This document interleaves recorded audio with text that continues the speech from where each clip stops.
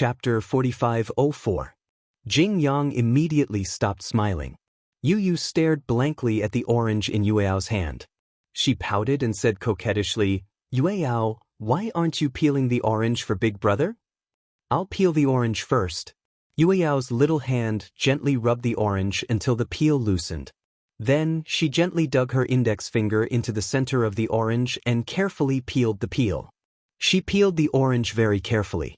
Her fair and adorable fingers peeled off the peel bit by bit. As the orange had been rubbed properly, it was very thin.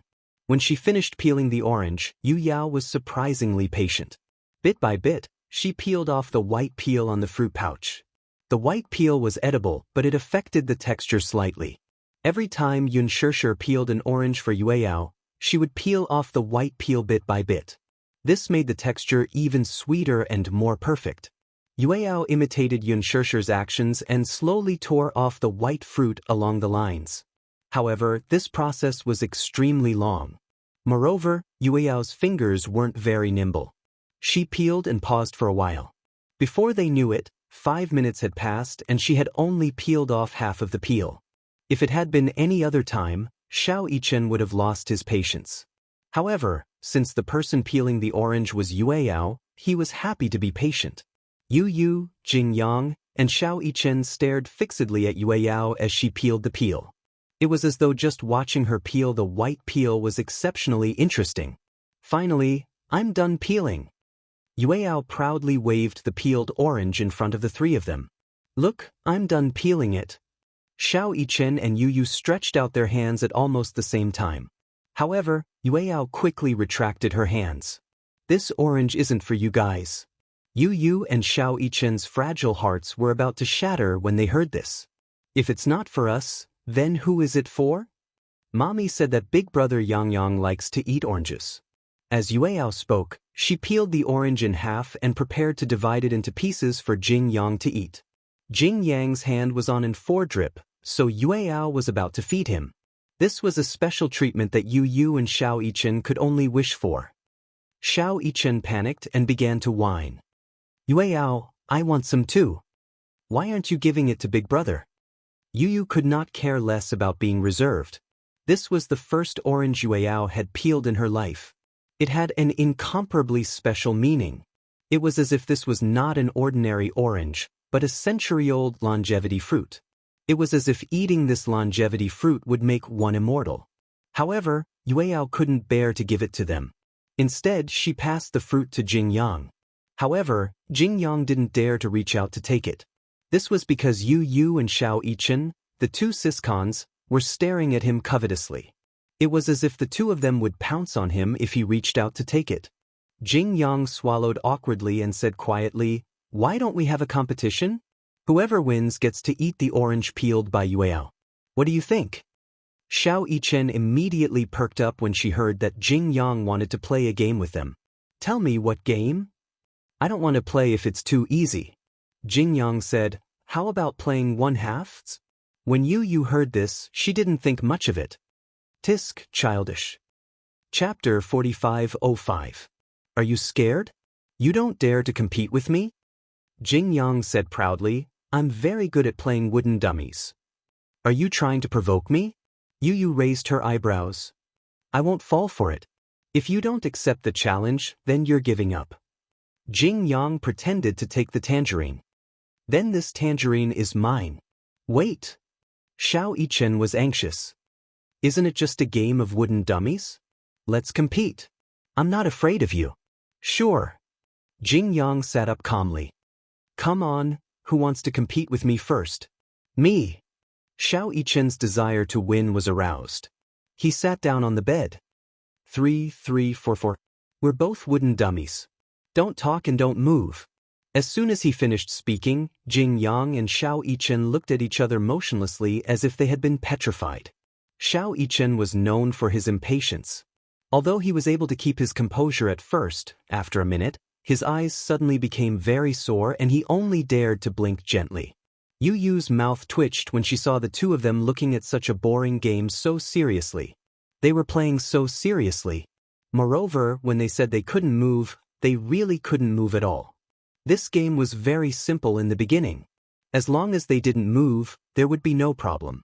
However, once they sat for a long time, their necks would become sore, their shoulders would swell, and their bodies would itch terribly. Especially when the wind blew in through the window, it didn't feel very cold through the thin layer of clothes. However, Xiao Yichen could clearly feel the wind blowing into his eyes. It was itchy, dry, and teary. He wanted to rub his eyes, but if he did, it would be obvious that he was the one who moved first. He would lose. Hence, he deliberately widened his eyes until they turned red. He gritted his teeth and persisted until he was unwilling to give up. On the other hand, this game of wooden dummies was very easy for Jing Yang. It was his best game. He had been born with a cornea defect since he was a child. This meant that he had been immersed in darkness for a long time as a baby. Babies also had curiosity. Being trapped in the darkness for a long time, they would also be curious about the outside world. However, due to the prolonged darkness, he had to keep his eyes open for a long time. Even if he didn't blink, he wouldn't feel any discomfort. Jing Yang had never lost to anyone in this game of wooden dummies. Xiao Yichen was no exception. 10 minutes later, Xiao Yichen finally couldn't hold it in any longer. He blinked his eyes. Initially, he wanted to pretend that he didn't blink, but Jing Yang found out. "I saw it. You blinked." Xiao Yichen rubbed his eyes awkwardly. This guy's eyes were really sharp. He had blinked so quickly, but he had been discovered. So boring. Even though Xiao Yichen was unwilling to admit defeat, he had no choice but to admit defeat. He and Jing Yang had been glaring at each other for a long time. Their eyes were bloodshot, so much so that they looked extremely red. You, compare yourself to him." Xiao Yichen was still annoyed. "If I had persisted just now, I wouldn't have lost. I can't let him get away with this."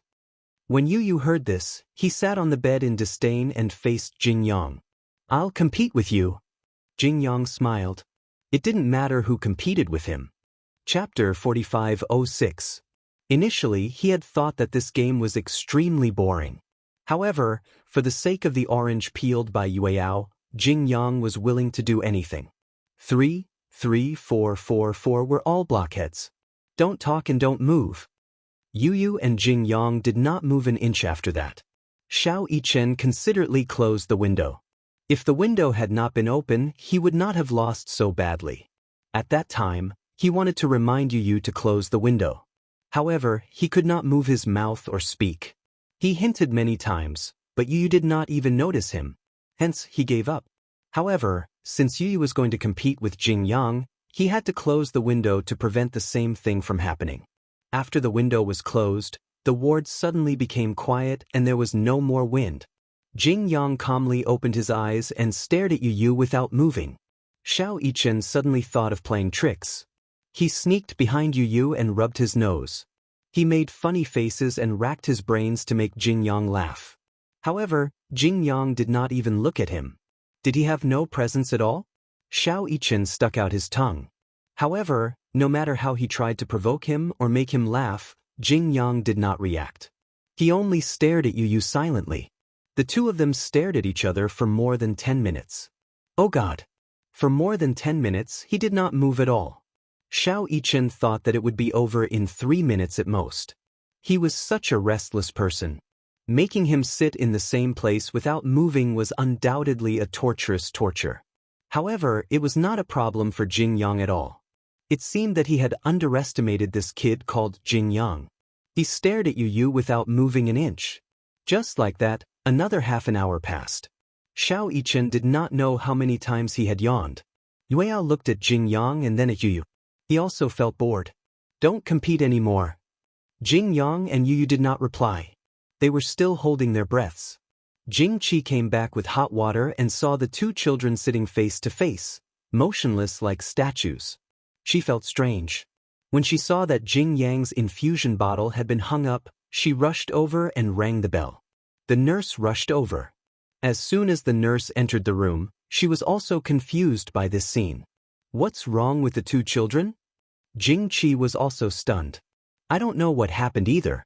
When I came back with hot water, I saw the two of them sitting facing each other without saying anything. Sure. Xiao Yichen reminded Jing Qi not to speak. They're playing games. What game? 123 Blockhead, whoever moves or speaks will lose. Wooden Man. Jing Qi didn't know whether to laugh or cry. Why are these two kids playing such a boring game? Xiao Yichen explained, whoever wins will be able to eat Yueyao peeled oranges and enjoy the treatment of a national guest. This was not an exaggeration at all. Whether it was Xiao Yichen or Yueyao's first personally peeled oranges in his life was simply a luxurious national guest treatment. Otherwise, Yu, who had always been mature and steady, would not be willing to play this game with Jing Yang. He was very serious. This game was too childish for him. However, for the sake of Yueyao's oranges, he did not care about his reputation. Another 10 minutes passed. Chapter 4507. Another 10 minutes passed. Yu's eyes were visibly redder and he didn't dare to blink. Jing Yang wasn't any better. He stared and somehow became cross-eyed. Jing Yang didn't notice it, but Xiao Yichen wanted to laugh when he saw it. However, he was afraid that his laughter would affect Yu's performance. After all, laughter was contagious. Hence, Xiao Yichen tried his best not to laugh. However, even though he could control himself, Yu might not be able to do the same. He and Jing Yang were sitting opposite each other. Hence, he could see Jing Yang's adorable cross-eyed expression. The corners of his mouth twitched slightly. He really wanted to laugh. However, he couldn't control himself anymore. Yu tried his best to control himself. Yun Shirshir rushed over. When she saw this scene, she couldn't help but walk over and scratch the soles of their feet. Wahaha! Ha! The two little guys couldn't control themselves and were already on the verge of breaking down. Now that Yun Shirshir had scratched the soles of their feet, they couldn't control themselves anymore. Mommy! Yu regained his serious expression and turned to look at her angrily. Why are you scratching the soles of my feet? Stupid teammate! When did I become your teammate? Yun Shirshir didn't know whether to laugh or cry as she said, when I walked in, I saw the two of you staring at each other. Jing Yang's eyes were almost cross-eyed. Jing Yang and Yu asked in unison, who's the big-eyed one and who's the small-eyed one? At this moment, the two of them seemed to have a tacit understanding. Yu said in disdain, of course I'm the big-eyed one. Your eyes aren't as big as mine. But my eyes are definitely not small either. Anyway, my mommy said that I'm the big-eyed one and you're the small-eyed one. Yu, who had always been cold and aloof, was angered by Jing Yang and argued with him like a childish child. At the side, Yun Shirshir suddenly felt a sense of helplessness. They could even argue over such a childish question as who was the bigger eye and who was the smaller eye? Wasn't this a little too exaggerated? Yueyao held the peeled orange and was dumbfounded. When Yu saw this, he immediately walked over. His arrogant attitude towards Jing Yang was gone. Instead, he gently squeezed her little paws. Yueyao, can you give the orange in your hand to Big Brother to eat? Yueyao recovered and looked at Yu before looking at Jing Yang. Then she said softly, no. Not good. Not good. Not good. Yu's handsome face twisted. It was as if he had been frozen. Yueyao carried the orange and walked to Jing Yang's side. She smiled at Jing Yang and said, this orange was originally for Big Brother Jing Yang. This orange was originally for Big Brother Jing Yang. This orange was originally for Big Brother Jing Yang. This sentence kept echoing in Yu's ears. Jing Yang took the orange in a daze. He broke it in half and gave one half to Yueyao. The two of them looked at each other and smiled warmly. Yu half knelt on the ground as if he had been struck by lightning. He supported himself with both hands as if he had suffered a great blow. Xiao Yichen didn't know why, but when he saw Yu breaking down, he wanted to laugh. Chapter 4508. He walked over, knelt on one knee, and patted his shoulder gently. It's just a tangerine. Do you have to be so dramatic? A tangerine? Yu suddenly clenched his fists and stood up. He said angrily, is this just a tangerine's problem? Xiao Yichen was speechless. What other problems could there be? This is a matter of status, dumb. Yu turned his head and looked at the two people who were having a good time. Jing Yang and Yueyao were eating tangerines, laughing as they fed each other. That scene stung a certain someone's eyes. Ah, I'm going crazy. At night, Mu Yaja arrived at the ward. The first thing he saw was not Yueyao, who was sitting on the bed reading a comic book. Instead, he saw Yu sitting on the sofa in the corner. The reason why he noticed him at first glance was because he could feel the endless resentment coming from him the moment he entered the room. Yu crossed his arms and leaned against the sofa. He looked out of the window as though he had been petrified. Who was the one who was sick? Mu Yaja pointed at Yu and looked at Yun Shirshir. He asked in surprise, "What's wrong with him? Is he sick?" "He seems fine." Yun Shirshir said helplessly, "Your son is fine. He's not sick." "Then why does he look so gloomy?" This, Yun Shirshir touched her nose and waved at him as though she wanted to whisper something to him. Mu Yaja leaned over curiously. "He's obviously jealous." "Jealous?" Mu Yaja was confused. "Who is he jealous of?" "Yueyao." Yun Shirshir told him everything that happened in the afternoon. Mu Yaja's lips twitched when he heard this. "It's just a tangerine. Why is this guy so useless?" But the first time Yueyao peeled an orange, he personally asked her for one. In the end, Yueyao didn't give it to him and gave it to Jing Yang. Yu was obviously jealous. Mu Yaja looked at his son with disdain. "That's his sister, not his wife." "Sister complex," Yun Shirshir said calmly. As a father, how could he not know that his son is a sister complex? You know that Yu loves Yueyao the most, and Yueyao has always had a special place in Yu's heart. Yueyao also loves Yu the most. But, ever since Jing Yang appeared, it seems like Yu's position in Yueyao's heart has changed. How is this possible? Mu Yaja didn't think much of it. He's thinking too much. That's what I told him, but he refused to listen. Since this afternoon, he has been curled up in a corner. He's been in a bad mood. What about Yueyao? Yueyao said that she wants to read more fairy tales. Then she'll tell Jing Yang stories. Mu Yaja's lips twitched again. No wonder Yu was in such a bad mood. Yueyao was really good to Jing Yang. Even he found it a little strange. Oh yes, be careful. Try not to let Yu and Xiao Yichen catch a cold. Yun Shirshir regained her composure.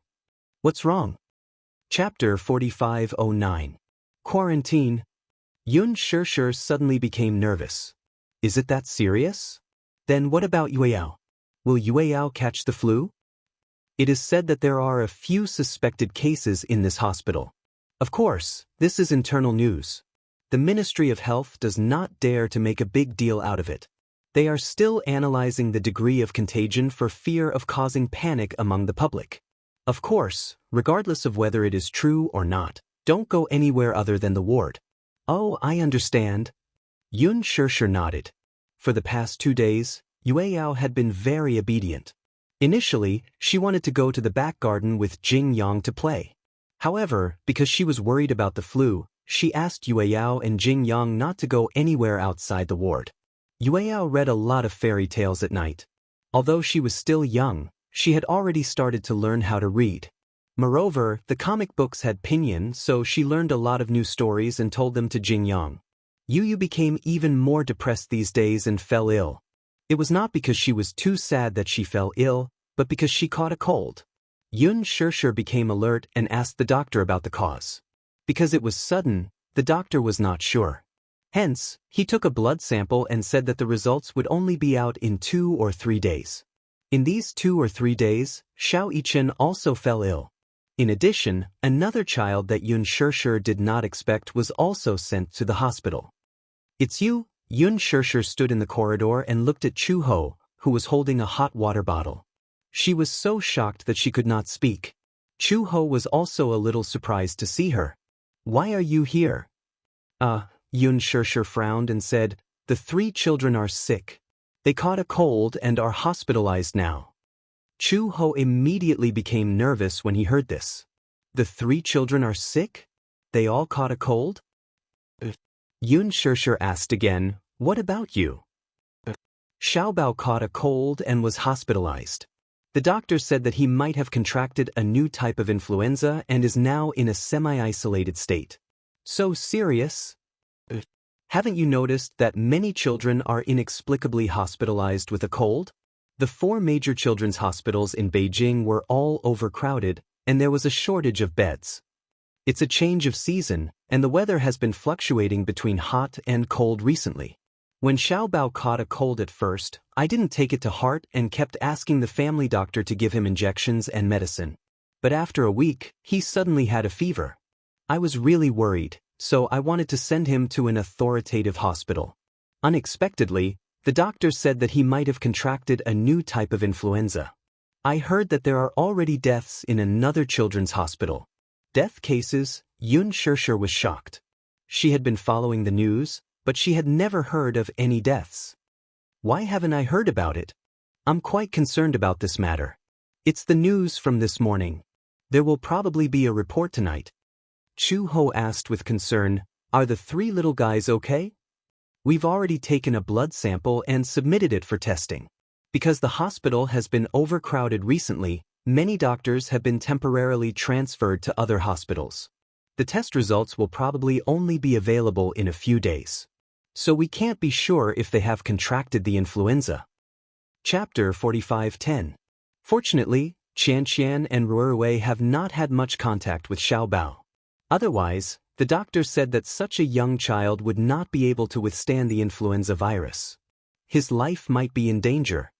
Yun Shirshir felt a lingering fear when she heard this. It was not that she did not notice it, but who would have thought that a new type of influenza virus would suddenly appear? She also noticed that there were a lot of children hospitalized recently. Moreover, the symptoms were surprisingly similar. They all started with a simple cold, followed by a high fever that did not subside. It would always recur. It would clearly subside, but the fever would return. No one thought that it was the flu. Lin Shi always slept in the same room as Xiaobao, but Qianqian and Ruerwei slept in another room. However, Chu Ho was still very nervous. He asked an authoritative doctor to take a look at him personally. After the doctor confirmed that there was no problem, Chu Ho was relieved. However, Xiaobao is already in a state of semi-quarantine. It seems that the new type of influenza is real. We'll just have to wait for the announcement. Semi-quarantine? Yun Shirshir could not help but be curious. What do you mean by semi-quarantine? There can only be one parent watching over him. Because Qianqian and Ruerwei are at home, he is worried, so he volunteered to stay and take care of Xiaobao. Yun Shirshir returned to the ward, feeling a little uneasy. The ward was very big. There were a total of 4 beds. Yun Shirshir originally wanted to let Yueyao stay in the VIP ward, but it was said that the VIP ward was already booked. Since he was already in it, it was impossible to chase him out. Therefore, Yun Shirshir let Yueyao stay in a slightly more ordinary ward. In the end, all 3 of the 4 beds collapsed. Yu was fine. However, even Xiao Yichen could not withstand it. It was enough to show how fierce this new type of childhood influenza was. Soon the test results were out. Yu was suffering from a new type of childhood influenza, so she had to be quarantined as soon as possible. All the children who were in contact with Yu had to be quarantined as well. This meant that Yueyao, Xiao Yichen, Yu, and Jing Yang would all be sent to the isolation ward.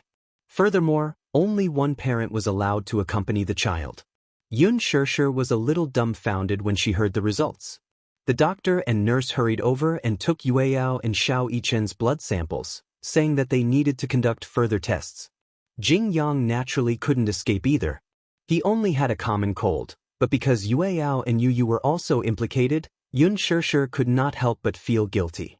She repeatedly apologized to Jing Qi. Although Jing Qi was worried, she didn't say anything. If it's really a new type of childhood flu, it's inevitable even if you leave the hospital. It's actually a good thing to be able to diagnose it as soon as possible. In short, let's just wait and see. Okay. The next morning, the doctor and nurse walked over and sent the 3 children to the isolation area. When she entered the isolation area, Yun Shirshir had to wear the special isolation suit provided by the hospital. She wore a blue level 2 isolation suit, a mask, and even transparent protective goggles. Yun Shirshir felt uncomfortable wearing this kind of isolation suit. She put on the isolation suit and walked into the isolation area. She happened to see an extremely tall man standing in front of her. Yun Shishir recognized his astonishing aura at a glance. This man was Gu Jinglian. She walked over and took a look. Gu Jinglian also turned around and was a little surprised to see her. Chapter 45:11. Gu Jinglian said, Xiao Bao and Yue Yao are in the same ward. Do you know that? Yun Shishir said, I don't know. I only know that the 3 children have been arranged to stay in the same quarantine area. I asked the hospital to arrange it that way. Gu Jinglian paused for a moment before he continued, the ward is already crowded. There are 6 beds in one ward, so it's just right for the 5 children. They can also take care of each other. 6 beds? Is it really that crowded? The ward is not small. Even if there are 6 beds, it won't seem crowded. Although it was called a quarantine area, it was not as exaggerated as being completely isolated. It was far from being fully armed. Before Gu Jinglian and Yun Shishir entered the ward, they heard Xiao Bao's voice from afar. Just right, 19 points. Come, pay up. WeChat and Alipay are both accepted. Gu Jinglian frowned deeply. He exchanged glances with Yun Shishir and seemed to have understood something. He quickly walked into the room and saw a few children surrounding a table. The children were all wearing masks, but it could not hide their fierce aura. Yu Yu, Xiao Yichen, and Xiao Bao sat at the table while Jing Yang watched from the side. Yue Yao stood next to Jing Yang. She was wearing a mask. Although she did not understand what was going on, she opened her eyes wide and watched curiously. Xiao Bao, Yu Yu, and Xiao Yichen were gambling. You're so proud of 19 points? Yu Yu flipped the cards in her hand and snorted coldly. Did I say anything when I got 21 points? Xiao Bao heard this and immediately leaned over to look at the cards in Yu Yu's hand in disbelief. 10-9. It was exactly 21 points. This game was played by 2 to 6 people. Apart from the Joker, there were 52 cards. The goal of the players was to make the total points of the cards in their hand not exceed 21 points and try to make it as big as possible. Once the number exceeded 21, it would be considered a win. If it did not exceed 21 points, then the person closest to 21 points would be the winner. This was a very classic gambling game. Gu Jinglian had taught Xiao Bao how to play this game. After entering the hospital, Xiao Bao secretly took out the poker cards he had hidden in the hospital to play. Because of Gu's instructions, the children were all assigned to the same ward. The relationship between the Gu family and the Mu family had eased over the past few years. Occasionally, they would visit each other and meet each other at gatherings. The children were already very familiar with each other, so they did not feel awkward and did not feel awkward being in the same ward. After entering the ward, she had to stay in the ward all day and couldn't walk around. Other than eating and sleeping, she could only watch boring TV programs.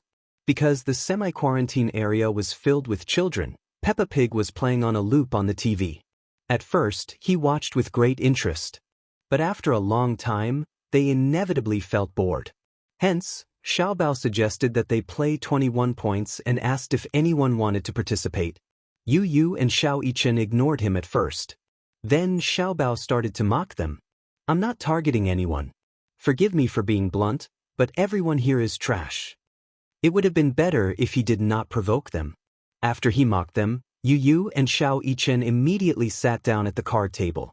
Xiao Bao came to the hospital with tens of thousands of yuan. Yu Yu and Xiao Yichen were not short of money. Hence, after they agreed on the end of the game, the children gathered in the hospital to gamble. Chapter 45:12. What surprised Yu Yu was that he had thought that Xiao Bao was only good at martial arts. He did not expect Xiao Bao to be so good at blackjack. After a few rounds, there were wins and losses. Yu Yu did not have much of an advantage over Xiao Bao. However, since Xiao Bao had made his threat, Yu Yu would definitely not admit defeat. Yu Yu had never played blackjack before, but he understood it after Xiao Bao explained it once. Xiao Bao relied on his experience, while Yu Yu relied on his IQ. Yu Yu was very smart and learned everything quickly. Blackjack was not difficult. It required 80% luck and 20% courage. The most important thing was to dare to go all out. In the beginning, Xiao Bao was quite pleased with himself when he got a small advantage from Yu Yu. However, in the third and fourth round, Yu Yu's luck got better. In addition, he was more familiar with the rules. Xiao Bao lost 4 rounds in a row. Ouch! Xiao Bao collapsed on the table and started to lose his temper. How is that possible? You got exactly 21 points in 2 rounds. Do you know how to cheat? Gu Qingze, you have to admit defeat. Yu did not care if he admitted defeat or not. He was the one who suggested blackjack, and he was also the one who questioned him about cheating. You cheated? The winner cheated? What kind of logic is that? Also, I can't afford to lose a few thousand yuan. Do you want to cheat? Yu had a sharp tongue. Xiao Bao would not gain anything from arguing with him. Gu Jinglian and Yun Shishir stood at the door. Their eyelids were twitching violently. Yu had just shuffled the cards when he saw Yun Shishir and Gu Jinglian standing at the door. He was so frightened that he threw the cards away. Mommy! He completely ignored Gu Jinglian, who was beside him. Gu Jinglian was also used to his disregard. When Xiao Bao saw Yu's reaction, he turned around in confusion. However, Gu Jinglian had already walked up to him and grabbed his ear. Daddy! You're still calling me Dad. I don't have a son like you. Wu, who are you trying to embarrass by losing to someone in blackjack? Yun Shishir was completely speechless. She originally thought that Gu Jinglian had walked over aggressively to teach Xiao Bao a lesson about gambling. But in the end, it was because of this. No matter how he thought about it, he couldn't find anything wrong with it. After all, Gu Jinglian had been immersed in gambling since he was young. He could not be too casual about gambling. As his son, playing cards was indeed not a big deal, but he lost too badly. Xiao Bao said pitifully, "What? I didn't want to lose to him. He had good luck, so how can you blame me?" Luck is also a part of one's ability. Xiao Bao started to sell his father out. If you're so good, why don't you play around with Yu?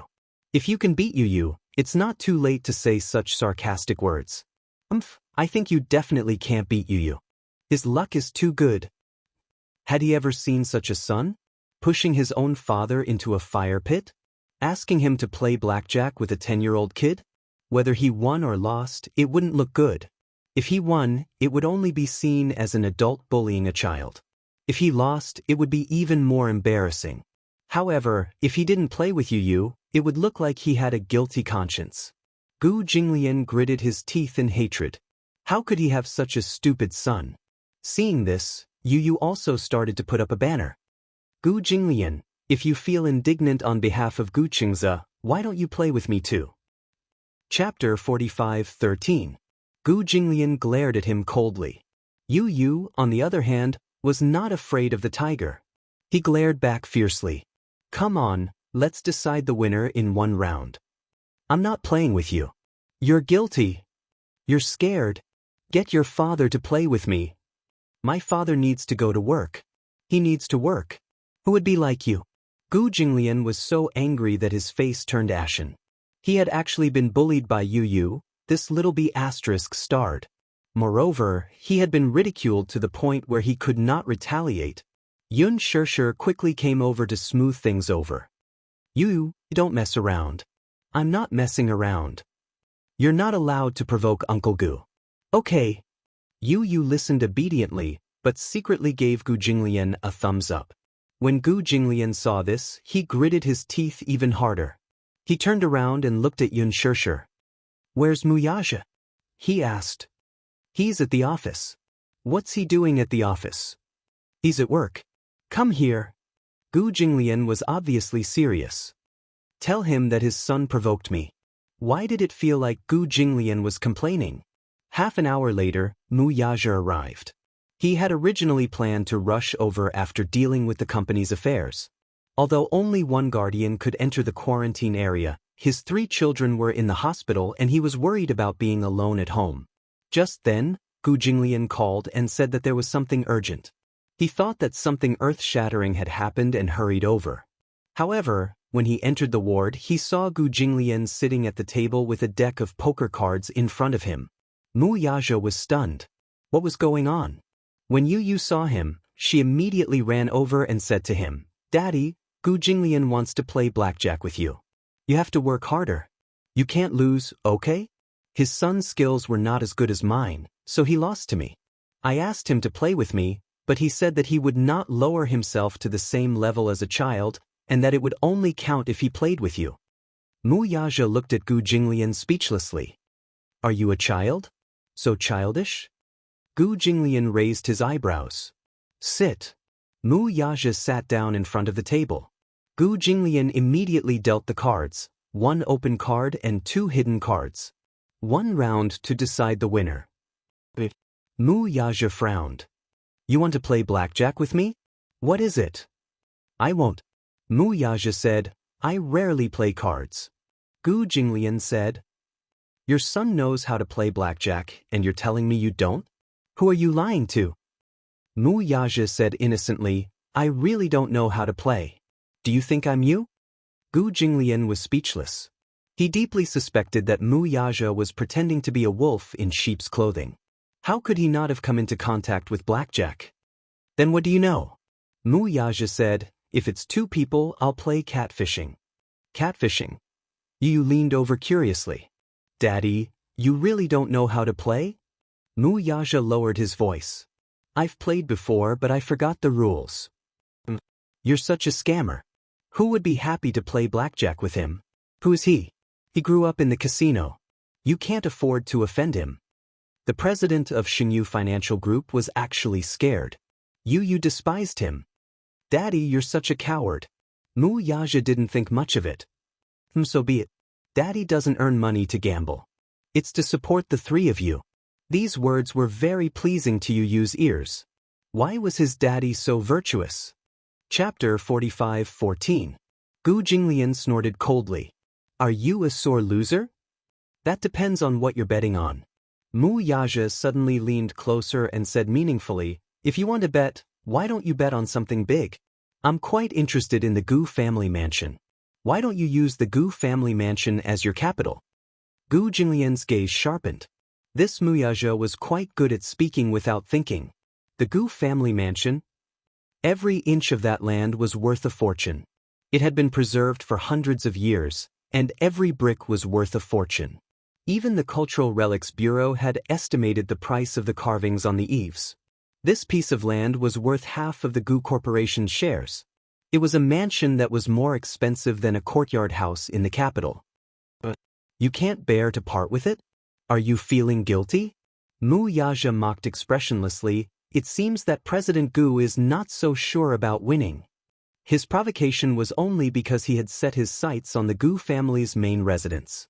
If Gu Jinglian was willing to take out the Gu family's residence as a bet, Mu Yaja would really be willing to follow the bet and give it his all. Get lost. Ha! Yun Shirshir was speechless. Why are the 2 of you acting like children? So childish. Mu Yaja complained to his wife innocently, Madam, he provoked me first. Even in front of Gu Jinglian, Mu Yaja showed his true colors of a henpecked husband. Gu Jinglian said coldly, It seems that President Mu is also a henpecked husband. He's usually swift and decisive in business, but in private he's actually so afraid of his wife. Mu Yaja raised his eyebrows and glanced at him. Oh, so you're saying that President Gu has a high status in the family? Gu Jinglian's lips twitched and he said indignantly, I have the highest status in the family. Dad, you're lying. Xiao Bao, who was at the side, mercilessly exposed a certain someone. At home, Daddy clearly listens to Mommy. Puha! The group of kids fell on the bed laughing. Gu Jinglian's face could not be any darker. Yu teased Gu Jinglian even more. Oh my God! Gu Jinglian, the dignified Gu Jinglian, has actually become a slave to his wife. I also heard that Auntie Chu Ho's status in the Gu family seems to be higher? Of course. Xiao Bao said proudly, no matter how big or small the family is, Mom makes more decisions. Dad wanted to fight for his position at first, but he failed in the end. Gu Jinglian couldn't take it anymore and punched him mercilessly. Sometimes she really wanted to slap Xiao Bao to the wall, the kind that couldn't be pulled down. How could he trick his own father like that? Ever since he was young, he didn't have any other skills, but his ability to tear him down was not small. Xiao Bao hid behind Yun Shirshir and pointed at Gu Jinglian as he complained, Dad, you're using domestic violence. I'm going to become an idiot because of you. It's best if you become an idiot. Dad will take care of you for the rest of your life. It was better to be an idiot than to have such a ridiculous setting. Yun Shirshir tried so hard to hold back her laughter that her stomach hurt. However, she really couldn't tell that Gu Jinglian had such a low status in the family. This didn't seem like his style of doing things. Beside them, Jing Yang said quietly, "Why do I feel that our ward is different from the other wards?" The group looked at him and asked, "What do you mean?" "This morning, I heard someone crying in the ward next door. I feel that many wards in the quarantine area are lifeless, but our ward is a little special." Chapter 45:15. Rather than saying that it was special, it was more like the flu wasn't a big deal at all. This was a flu that could kill people. When Jing Qi found out that he was going to enter the quarantine zone, she hugged Jing Yang and cried once. After arriving at the quarantine zone, Jing Yang was originally depressed. However, when he met Yu Yu and Xiao Yichen, this pair of clowns, he couldn't be depressed even if he wanted to. Xiao Yichen lay on the hospital bed in a daze and said disapprovingly, "What's the big deal about a flu virus? I've seen all kinds of things and I've gone through life and death with Yu Yu several times. It's just a flu virus." Everyone looked at him. However, Xiao Yichen's retribution soon came. The next day, Xiao Yichen's condition took a turn for the worse. His high fever didn't subside. He had a strong constitution since he was young and rarely fell sick. However, his fever suddenly rose to 39.8 degrees Celsius. Yun Shirshir and Mu Yaja only went back at night. When they came back the next day, Xiao Yichen was lying limply on the bed and couldn't move at all. He had paid the price for his big words yesterday. For some reason, Yu looked at Xiao Yichen, who was lying limply on the bed with his eyes half closed and a thermometer in his mouth. It was clearly a very serious matter, but she felt like laughing. Did Xiao Yichen's words yesterday count as setting a flag? In the morning, the news broadcast on the television reported a few cases of illness. There was a death in the hospital affiliated to Southwest University of China. Furthermore, the flu virus this time had already spread around the world. The World Health Organization had already named the flu virus shaman. According to research, it should have originated from a person who ate sick pork that died from the coronavirus and had a high fever that didn't subside, leading to pneumonia. The virus was spread through the air. However, the virus had to pass through many levels of immune protection in the body. Adult immunity was stronger, but children's immunity was weaker. Therefore, the flu this time was more common among children. The flu virus would stay in the body for a period of time. Simply put, if the person didn't survive the high fever and subsequently develop pneumonia, it would be fatal. If they survived the fever and didn't have any major problems after a period of observation, they would have a preliminary immunity to the virus and would not be infected again. However, Xiao Yichen's sudden collapse caught everyone off guard. Xiao Yichen had a good physique. Mu Yaja had said that he rarely fell sick when he was young and rarely caught a cold. He had been in good health since he was young. No one had expected him to fall sick all of a sudden. The doctor explained that whether it was a child or an adult, it was not a good thing to be sick often or not. They often fell sick because their bodies were weak, but if they didn't fall sick for a long time, the body's antibodies would become less and less. When a serious illness came, it would be difficult to resist. This was because the body would produce antibodies to the virus after recovering from the illness. The next time the illness occurred, it wouldn't be so serious. If the body had minor illnesses frequently, the body would produce more antibodies, and the ability to resist the disease would be strengthened. Catching a cold was a detoxification process. Xiao Yichen rarely fell sick. Therefore, when the flu came aggressively, his body lacked the antibodies to resist it, and he collapsed immediately. Other than him, Yue Yao and Jing Yang's conditions improved a lot. Xiao Bao and Yu Yu were still in the same condition. They were neither good nor bad. The doctor said that Xiao Yichen's condition was more serious. If his high fever didn't subside, it would lead to viral pneumonia, and his life would be in danger. Chapter 45:16. Yun Shirshir was scared out of her wits and stayed by Xiao Yichen's bedside.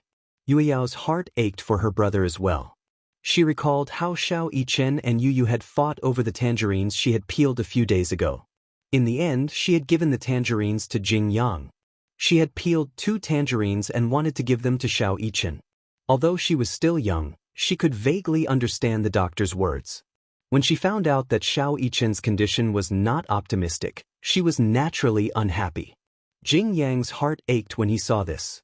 He accompanied Yueao to stay by Xiao Yichen's bedside. Xiao Yichen had just woken up from his foredrip and saw a group of people surrounding his bedside. His eyes widened in shock, and he almost cried out in fright. Yun Shishir saw that he was crying and was extremely nervous. She hurriedly asked what was going on. In the end, Xiao Yichen said something that shocked everyone and made them not know whether to laugh or cry. Am I dying? What do you mean? Did the doctor say that I can't be saved? Xiao Yichen rubbed his eyes and cried pitifully. Why are all of you surrounding me? It's as if you're looking at me for the last time. Pooh! Yun Shishir hurriedly spat a few times. What nonsense are you talking about? What do you mean you can't be saved? What do you mean you can't be saved? Everyone is just worried about you and wants to take care of you. Xiao Yichen's eyes were still red. I thought my condition had worsened and they wanted me to leave a will. Pooh! You spat heavily. If you keep spouting nonsense, I'll beat you up. Xiao Yichen, be good. As long as you get through the fever and don't contract pneumonia, you'll be fine. Xiao Yichen nodded. Yun Shishir hurriedly scooped out a bowl of porridge that she had just cooked. Here, have some porridge. Eat more nutrients to increase your immune system. Yes. Xiao Yichen didn't like porridge, but he couldn't eat anything right now. Because of the fever, he had no appetite at all. Not only that, he felt that he was about to become muddle-headed from the fever. His head was extremely heavy. He rarely had a fever, so he had experienced the pain of a high fever. His head hurt and his eyes hurt. It was so painful that his eyeballs felt like they were about to pop out. Because he was constantly blowing and wiping his nose, it was as if a layer of skin was being rubbed off from his nose. Yun Shishir patiently fed him a bowl of porridge. In the end, Xiao Yichen woke up from his afternoon nap and felt his stomach churn. He threw himself into the trash can beside the bed and vomited. The porridge that he had eaten in the morning was all vomited out in the afternoon. After vomiting, he collapsed onto the bed as if he had lost all his strength. His stomach acid churned, and he felt so uncomfortable that tears fell from his eyes. Yun Shishir's heart ached as she watched from the side. When had Xiao Yichen ever suffered like this? She couldn't help but recall Yu Yu's childhood. She had also suffered like this in the hospital. She wished that she could take Xiao Yichen's place and suffer like this. Because Xiao Yichen had collapsed, the atmosphere in the ward became much heavier. The entire quarantine zone fell into a gloomy atmosphere. Everyone was on tenterhooks, afraid that they would be the first patient to die in the quarantine zone of the hospital. Outside the ward, the doctors and nurses were wearing protective clothing as they paced back and forth. At such a time, such a scene was inexplicably terrifying. Xiao Yichen didn't allow Yueao to lie beside his bed because he was worried that she would pass the flu to her. Chapter 45:17. Yun Shishir also felt sorry for Xiao Yichen, but she was also worried that Yueao would be worried about her brother. Therefore, she asked her to wear a thicker mask. Xiao Yichen was on an foredrip for 2 consecutive days, and his condition kept fluctuating. One moment, his temperature would drop to 37 degrees, and at night, it would reach nearly 40 degrees. His entire body would be hot, and in the end, he would become delirious. Yun Shishir had not slept well for a few days. Mu Yaja felt sorry for her and suggested that she go home to get some sleep. She was unwilling, but in the end, Mu Yaja forced her to go home. She had not slept for a few days. Staying up all night would also affect her immune system. In addition, Yun Shishir had a delicate and weak body, so Mu Yaja was still worried. After Yun Shishir went home, he was responsible for taking care of the 3 little guys. In the past, Mu Yaja would definitely not be able to take care of himself. The 3 little guys would definitely make a mess. However, ever since Yun Shishir was pregnant with Yueao, he had to take care of everything from the pregnancy to the delivery, to the confinement and breastfeeding period. Who was born to do housework and take care of babies? Wasn't it all acquired through training? When Yueao grew up, Mu Yaja also had the ability to take care of babies. When he took care of babies, he was not inferior to a top nanny. However, on the other hand, Chu-ho had to take care of the two little guys. They had just been weaned, and their immune system was too weak. If she went to the hospital too often, she would have to be isolated from the two little guys. Therefore, the heavy responsibility of taking care of Xiaobao fell on Gu Jinglian's shoulders. However, Gu Jinglian had always been taken care of. When did he have the experience of taking care of others? When Chu-ho was in confinement, he volunteered to take care of his wife during her confinement, but in the end, he took care of her in a mess. In the end, he was chased away by Chu-ho. Xiaobao was hospitalized and Uncle Fu was old. If it were anyone else, they would be worried as well. Moreover, Xiaobao also said that he wanted Gu Jinglian to accompany him. Naturally, Gu Jinglian could only do it himself. In the end, Xiaobao regretted it a few days later. How did Gu Jinglian clean his face? Just like wiping a table, she covered Xiaobao's face with the face towel like a rag. Then, like kneading dough twists, she rubbed his face until it was red. Gu Jinglian believed that since her face was red, she must have scrubbed it clean. Every time he finished scrubbing his face, Xiaobao's face would turn red as if he was drunk. It was as if a layer of his skin had been peeled off. Gu Jinglian felt a sense of accomplishment. Xiaobao then looked to the side and saw how Muyaja was gently wiping Xiao Yichen's face and hands.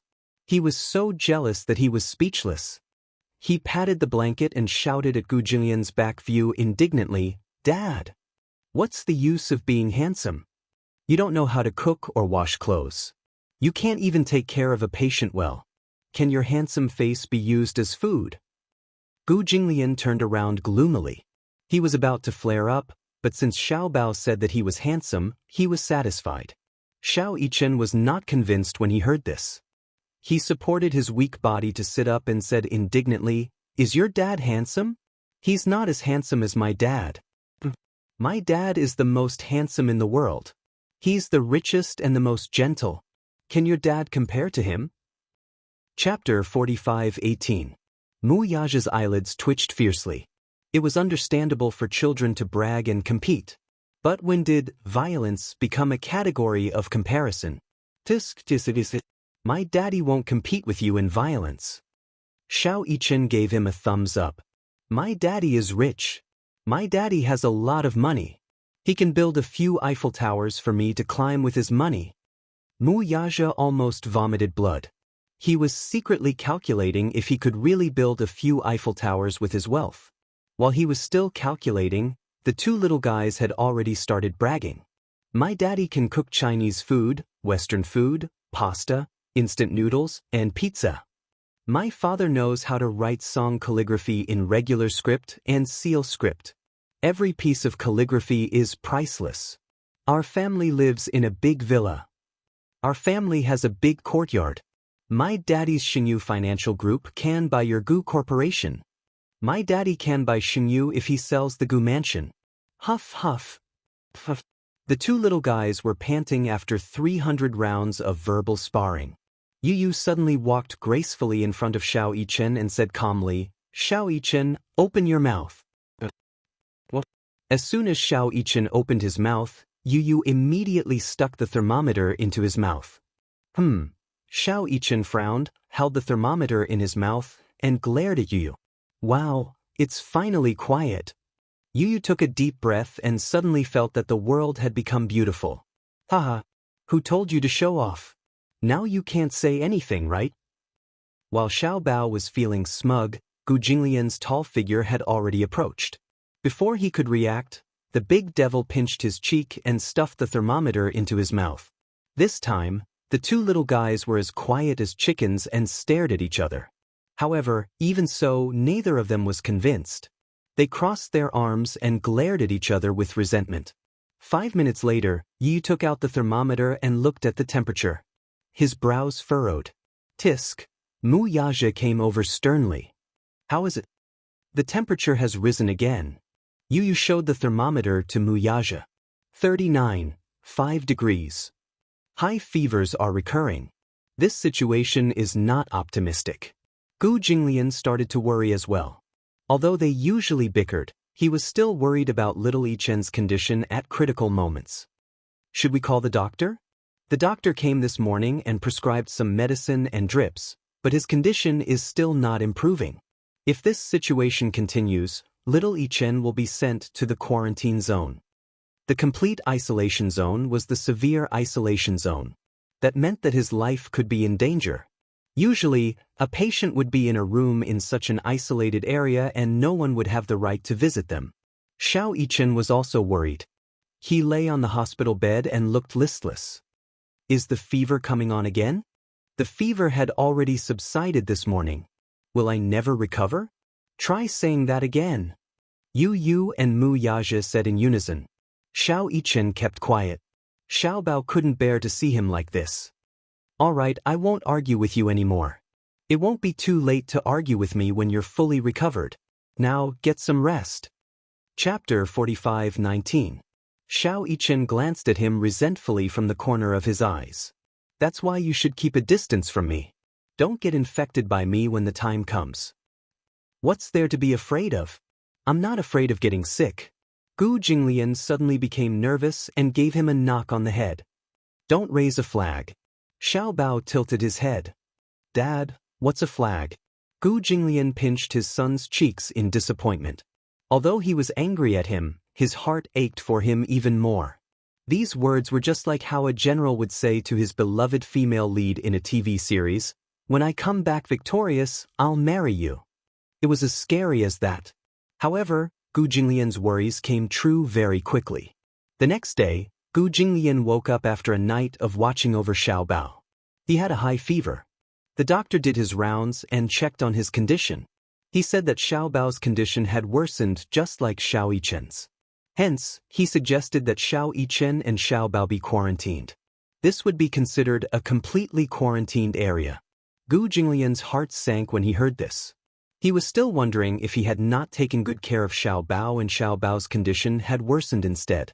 Mu Yaja also could not bear to send Xiao Yichen to quarantined alone. After all, if they were quarantined alone, he would not have the right to visit them. Xiao Yichen would definitely be lonely in the quarantined area alone. However, since the doctor had said so, Mu Yaja had no choice but to agree for Xiao Yichen's sake. Gu Jinglian naturally agreed. He had even thought that Xiao Bao would recover soon and be discharged from the hospital. He did not expect Xiao Bao's condition to worsen as well. Chu Ho and Yun Shishir found out that they would be transferred to the quarantine area in the afternoon. Despite Mu Yaja and Gu Jinglian's attempts to stop them, they insisted on coming over to take a look. Both of them were worried sick. In the afternoon, Yun Shishir and Chu Ho rushed over one after another. Xiao Bao and Xiao Yichen's conditions had taken a turn for the worse. Whatever they ate, they would vomit it out after a while. Not only did they have a high fever, but their mental states were also worrying. Yue Yao secretly hid in the bathroom and cried. Jing Yang accompanied her and couldn't bear it. Yu stayed by Xiao Yichen's bedside and held his hand tightly. Although he usually found this older brother annoying, Xiao Yichen was in a critical situation. No matter how strong he was, he couldn't help but cry. Even though he was seriously injured, he endured it and didn't cry. Facing the extremely weak Xiao Yichen, Yu couldn't hold back his tears anymore.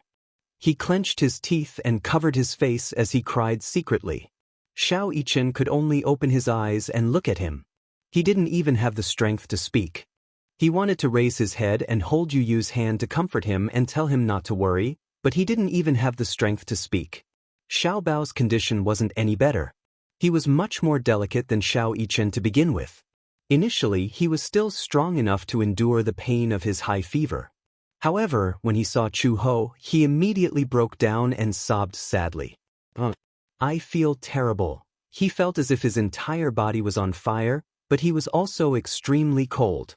He felt hot with the blanket wrapped around him, but without the blanket, he was so cold that he shivered. He didn't even have the strength to get out of bed. Chu Ho rushed over and hugged him tightly. She couldn't bear to part with him. She had secretly asked the doctor about Xiao Bao's condition, but the doctor couldn't be sure. Chapter 45:20. After all, no one was prepared for the sudden onset of the flu. What he meant was that Xiao Bao and Xiao Yichen were in a similar predicament. As for the other children, even though they were not suffering from any symptoms yet, They could not rule out the possibility that the flu virus was still in its incubation stage. Since it was an unknown flu, no one could determine the mortality rate, cure rate, and sequelae of the flu. All they could do was try their best to save the children and study them. Many hospitals in the capital had news of nurses and doctors collapsing. A few nurses' immune systems had deteriorated due to inadequate protection and working overtime. Unfortunately, they were infected. Apart from that, many doctors had been fighting on the front lines for a long time and fell ill from overwork. Some even died on the operating table. The constant news reports made the public anxious and immersed themselves in the fear of the flu. On the streets, in the shopping malls, and in schools, everyone was wearing a mask. Taking the temperature every morning had become a routine.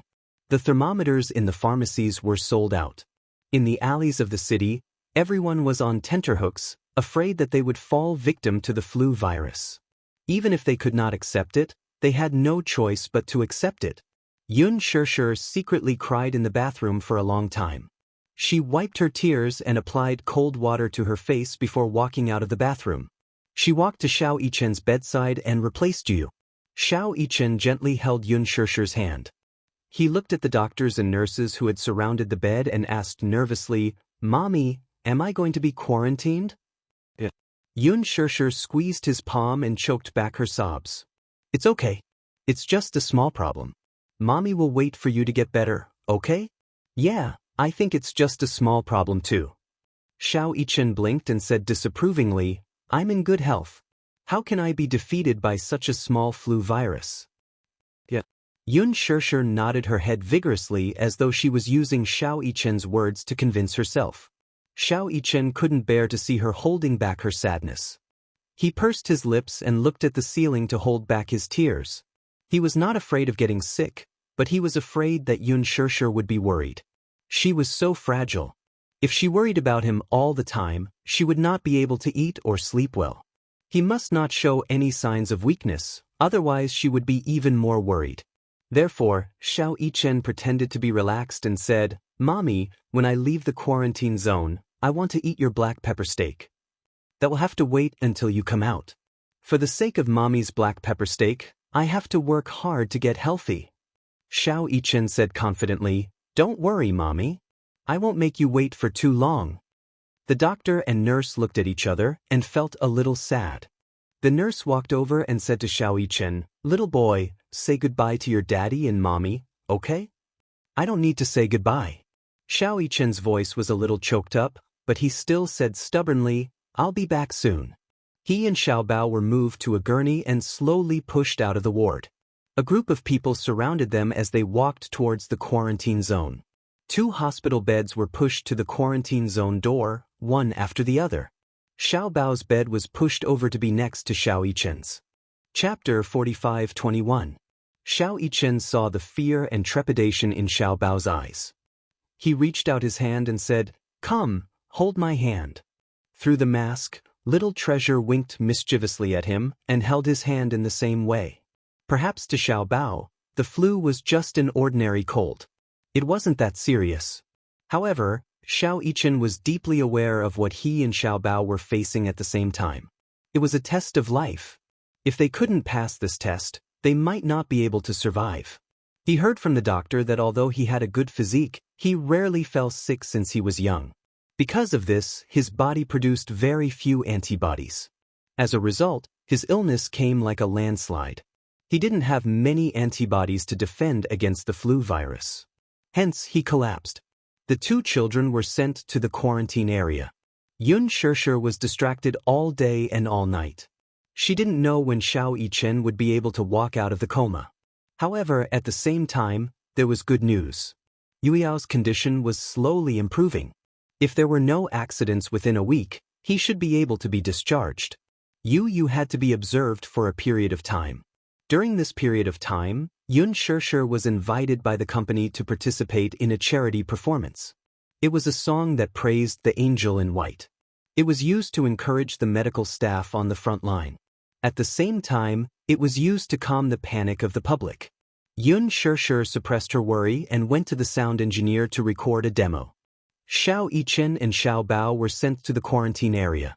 The ward suddenly quieted down. Gu Jinglian had been staying in the ward for the past few days.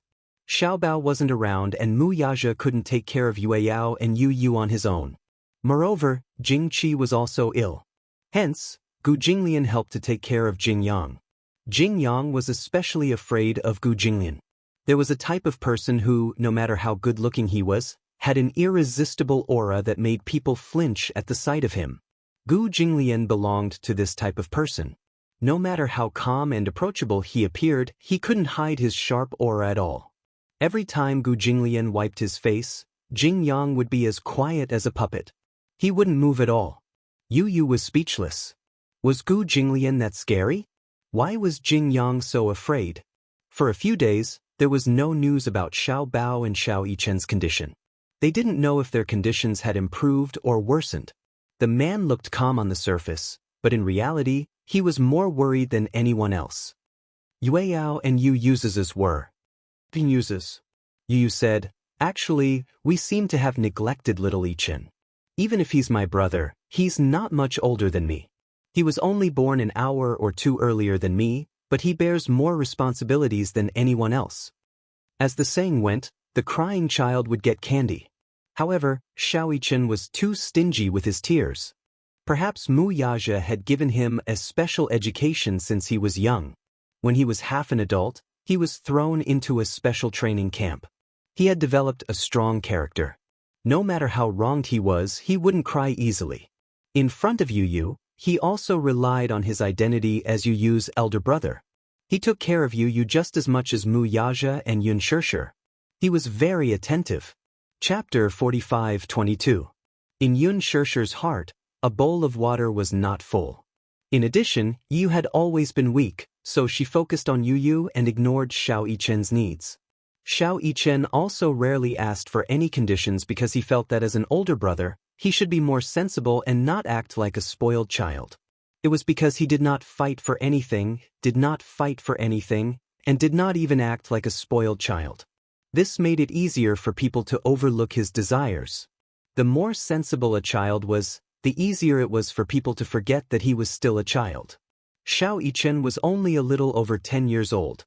Like Yu Yu, he also had times when his immune system was weak. At such a time, Xiao Yichen still had a youthful sense of heroism. Yun Shishir was restless all day. Although Mu Yaja maintained his composure on the surface, only God knew how worried he was. Compared to them, Gu Jinglian was much calmer. Even though Chu Ho came to the hospital later and wanted to visit and was rejected, she was much calmer than Yun Shishir. Even though Xiao Bao was now in the quarantine area, which was equivalent to the intensive care unit, not just anyone could visit him.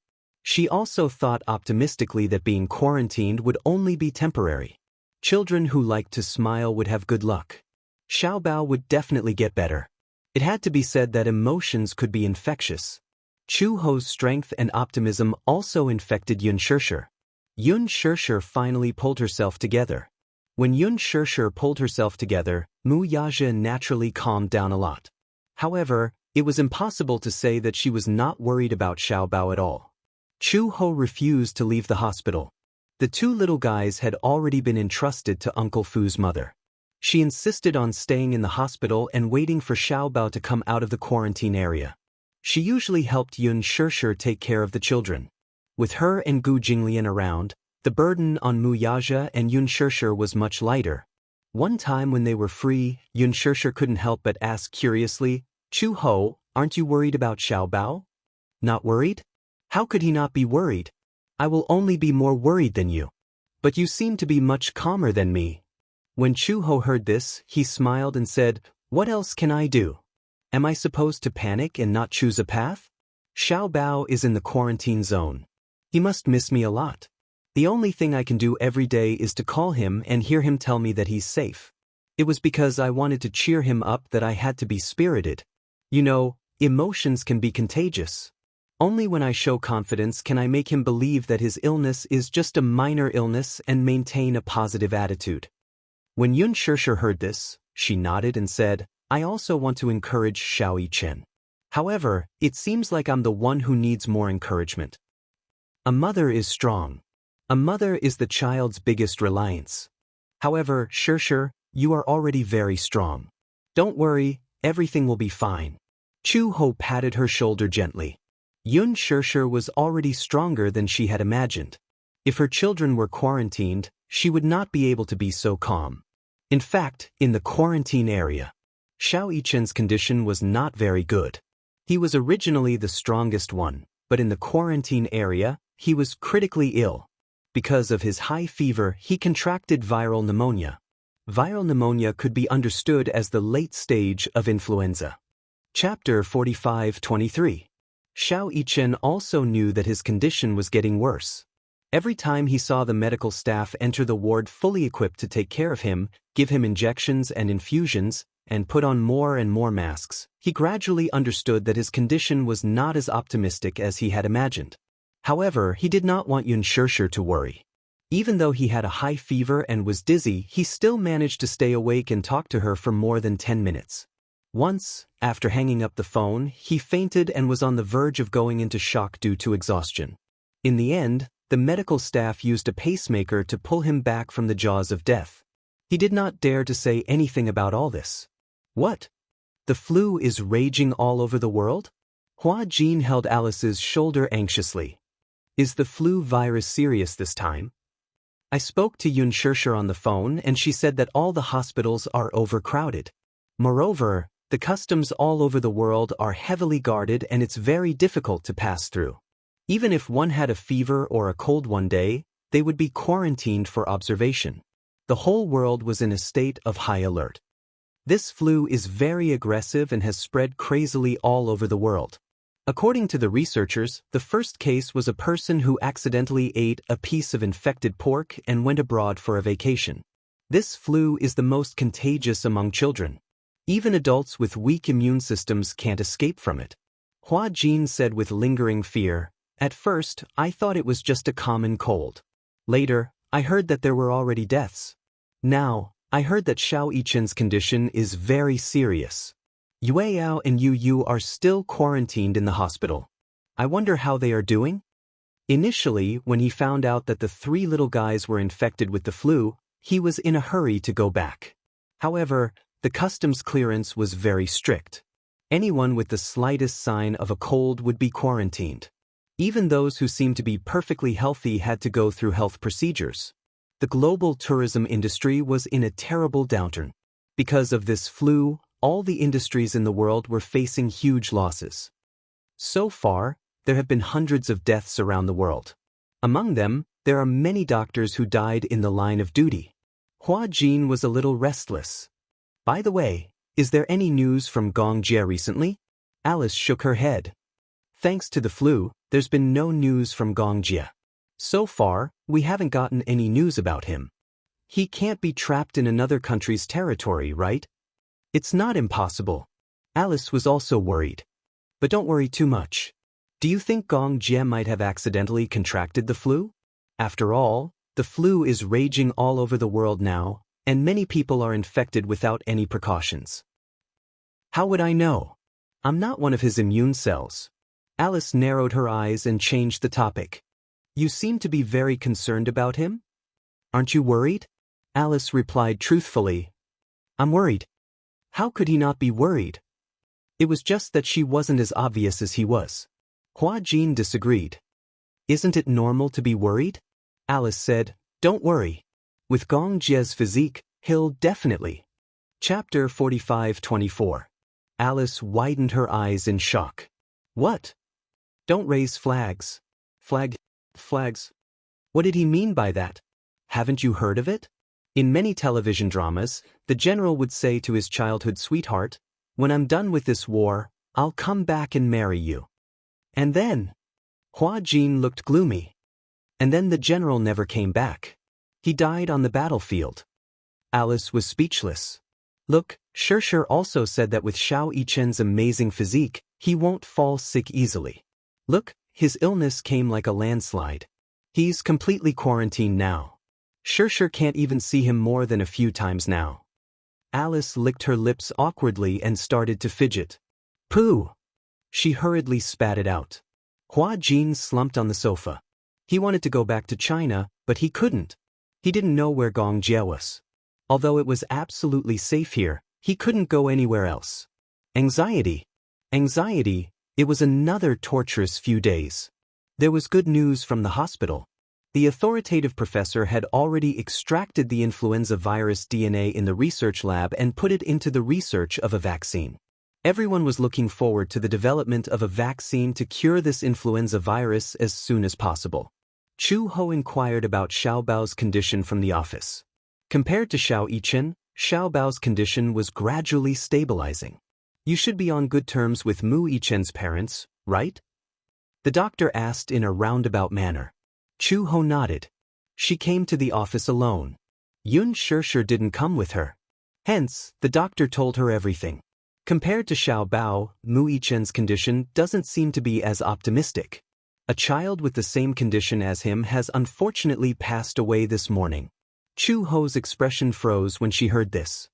What do you mean by that? I want her to be mentally prepared, but I don't dare to say this in front of her. Chu Ho's gaze fell on the stack of files beside the doctor's hand. On top of it was a report on the donation of a body for medical research. In the age column, the person who wrote it was only 7 years old. This file should be from the child who passed away this morning from the flu that the doctor mentioned? Only 7 years old. He was still so young. He was about the same age as Xiao Bao. Chu Ho felt her heart ache just thinking about it. If she were in their shoes, she really couldn't imagine how the child's parents endured the pain and signed the agreement to donate the body. The doctor looked at the report and let out a long sigh. There were obvious traces of tears at the corner of his eyes. She was a very lovely girl. Before she died, she said that her wish was to eliminate this influenza. Her parents are university professors. After learning of their daughter's wish, they signed the donation agreement. Chu Ho clenched her fists. She calmed herself down and asked, "Then, Xiao Yichen, is his condition that serious too?" The doctor replied truthfully, "Yes, it's much more serious than this." What? Xiao Yichen's condition was worse than this girl's. Then wouldn't it be very dangerous? That was impossible. When he was video chatting with Yun Shishir, he clearly appeared to be very relaxed. Chapter 45-25. There were no signs at all. For some reason, Chu Ho's heart sank. Xiao Bao's condition had stabilized, but for some reason, because of Xiao Yichen, she couldn't feel happy or excited at all. She really liked Xiao Yichen. Back then, Gu Jinglian had also mentioned this child. In order to protect Lisa and Yu, Xiao Yichen had sacrificed an unimaginable amount of effort. Why was the illness so unfair to this sensible and obedient child? When Chu Ho returned to the ward, Yun Shishir had just finished washing the clothes. When she saw Chu Ho, she quickly went up to her and asked, "Chu Ho, have you asked the doctor? How's Xiao Bao's condition?" When Chu Ho saw her, she didn't know how to answer. She could only smile and say, "The doctor said that Xiao Bao's condition has stabilized." Really? Yun Shishir's eyebrows relaxed happily. She was genuinely happy for her. That's great. Does this mean that if there are no accidents, Xiao Bao will be able to leave the quarantine area soon? Before the vaccine is developed, we can't be sure. If he hasn't fully recovered, he can't leave the quarantine area. Then, at least this means that Xiao Bao's condition is much better. Yun Shishir asked again, "Did the doctor say anything about Xiao Yichen's condition?" Chu Ho was speechless. Her expression suddenly darkened. She was someone who couldn't hide her thoughts. When Xiao Yichen was mentioned, her expression turned ugly. When Yun Shishir saw this, she immediately guessed something. She asked tentatively, "The doctor said that Xiao Yichen's condition isn't very optimistic, right?" "Yeah." "What's the situation?" Yun Shishir grabbed her hand and said, "Chu Ho, tell me the truth." "Shishir, I don't want to hide it from you. Xiao Yichen's condition is critical. His condition is more serious than you think. There's a little girl who just this morning, her parents signed the agreement to donate her body. Xiao Yichen's condition is much worse than hers. Even the doctors are impressed. Perhaps it's because of his strong willpower that he's able to hold on until now." Before Chu Ho could finish his words, Yun Shishir's eyes widened and tears rolled down her cheeks. When Chu Ho saw this, he was even more at a loss. "Shishir, I didn't want to tell you at first, but I hope that you're mentally prepared. Nobody wants the worst to happen, but I can't hide anything from you. Yun Shirshir lowered her head and wiped her tears with the back of her hand. It's okay. I asked you to tell the truth. But even though she was comforting him like this, his tears still flowed even more violently. Yun Shirshir choked a little and said, "That's impossible. Xiao Yichen and I video call each other every night. He seems very optimistic when I see his condition. I even thought that he would recover soon. I've already made plans to get him out of the hospital." Chu Ho sighed and said, "That's because he didn't want you to worry. Actually, he knows his own condition best. I heard that there was one time when he went into shock after hanging up the phone because he was exhausted. He had to use a pacemaker to pull him back." Yun Shirshir became nervous. "Should I not video call him every day?" "Shirshir, sit down first." When Chu Ho saw Yun Shirshir's helpless expression, his heart ached terribly. Yun Shirshir was extremely disappointed. Chapter 45-26. In front of Chu Ho, Yun Shirshir wanted to remain calm. However, when she thought about how Xiao Yichen had forced himself to smile during the video call, the more sensible he was, the more her heart ached. When she thought about the possibility of losing him, the memories of the past resurfaced. Or perhaps, when she was about to lose him, she regretted not doing enough and had many regrets. She broke down and covered her face as she let out a suppressed cry. When Chu Ho saw this, his heart ached unbearably. She might not be able to empathize, but if the doctor told her today that Xiao Bao's condition was getting worse, she might break down even more than Yun Shirshir. How is that possible? Yun Shirshir couldn't figure it out. Shock. How could his condition be so serious? If it's already this serious, why didn't the doctor tell us? Chu Ho's expression was solemn. What's wrong with Xiao Yichen? Suddenly, Yu Yu's startled voice came from the door. Shock? What shock? Yun Shirshir raised her head in shock and looked in Yu Yu's direction. However, she saw him holding Yue Yao's hand and standing at the door with a stunned expression. His fingers, which were holding the door frame, were trembling uncontrollably. Mommy, what's wrong with Xiao Yichen? Didn't you say that if there were no accidents, he'd recover soon? She didn't know when he had stood at the door, nor did she know how much he had heard. Yun Shirshir was a little flustered. Yu, don't be nervous. I heard everything just now. Yu said directly, I heard you guys say that Xiao Yichen's condition is very dangerous. What's going on? Yun Shirshir bit her lip and didn't say anything. Mommy, tell me. Yu walked over quickly. Yue Yao was also frightened. Tears fell from her eyes. Children did not know how to hold back. What? She cried. Chu Ho was completely flustered. He hurriedly walked over and picked up Yue Yao. Yue Yao, don't cry. I don't want you. I want Big Brother. As Yue Yao spoke, she couldn't stop crying. She clenched her fists and kicked her legs. I miss Big Brother. I want to see Big Brother. I haven't seen him for a long time. I want Big Brother. Yu grabbed Yun Shirshir's hand tightly and almost interrogated her. Mommy, tell me. I don't know. I really don't know anything. What's going on with Xiao Yichen? I don't have any information at all. When Yu heard this, he frowned. His eyes flickered for a moment before he turned around and rushed out of the ward. Yun Shirshir chased after him, only to see him rushing towards the doctor's office. Doctor? He rushed to the door of the doctor's office. Without knocking, he pushed the door open and entered. The doctor was sitting in front of the desk. In front of him sat a young couple who looked very down. When Yu saw this scene, his heart skipped a beat. He didn't know why, but he immediately suppressed it. Yu, what's the matter? When the doctor saw him, he looked concerned. What happened? Where's my brother?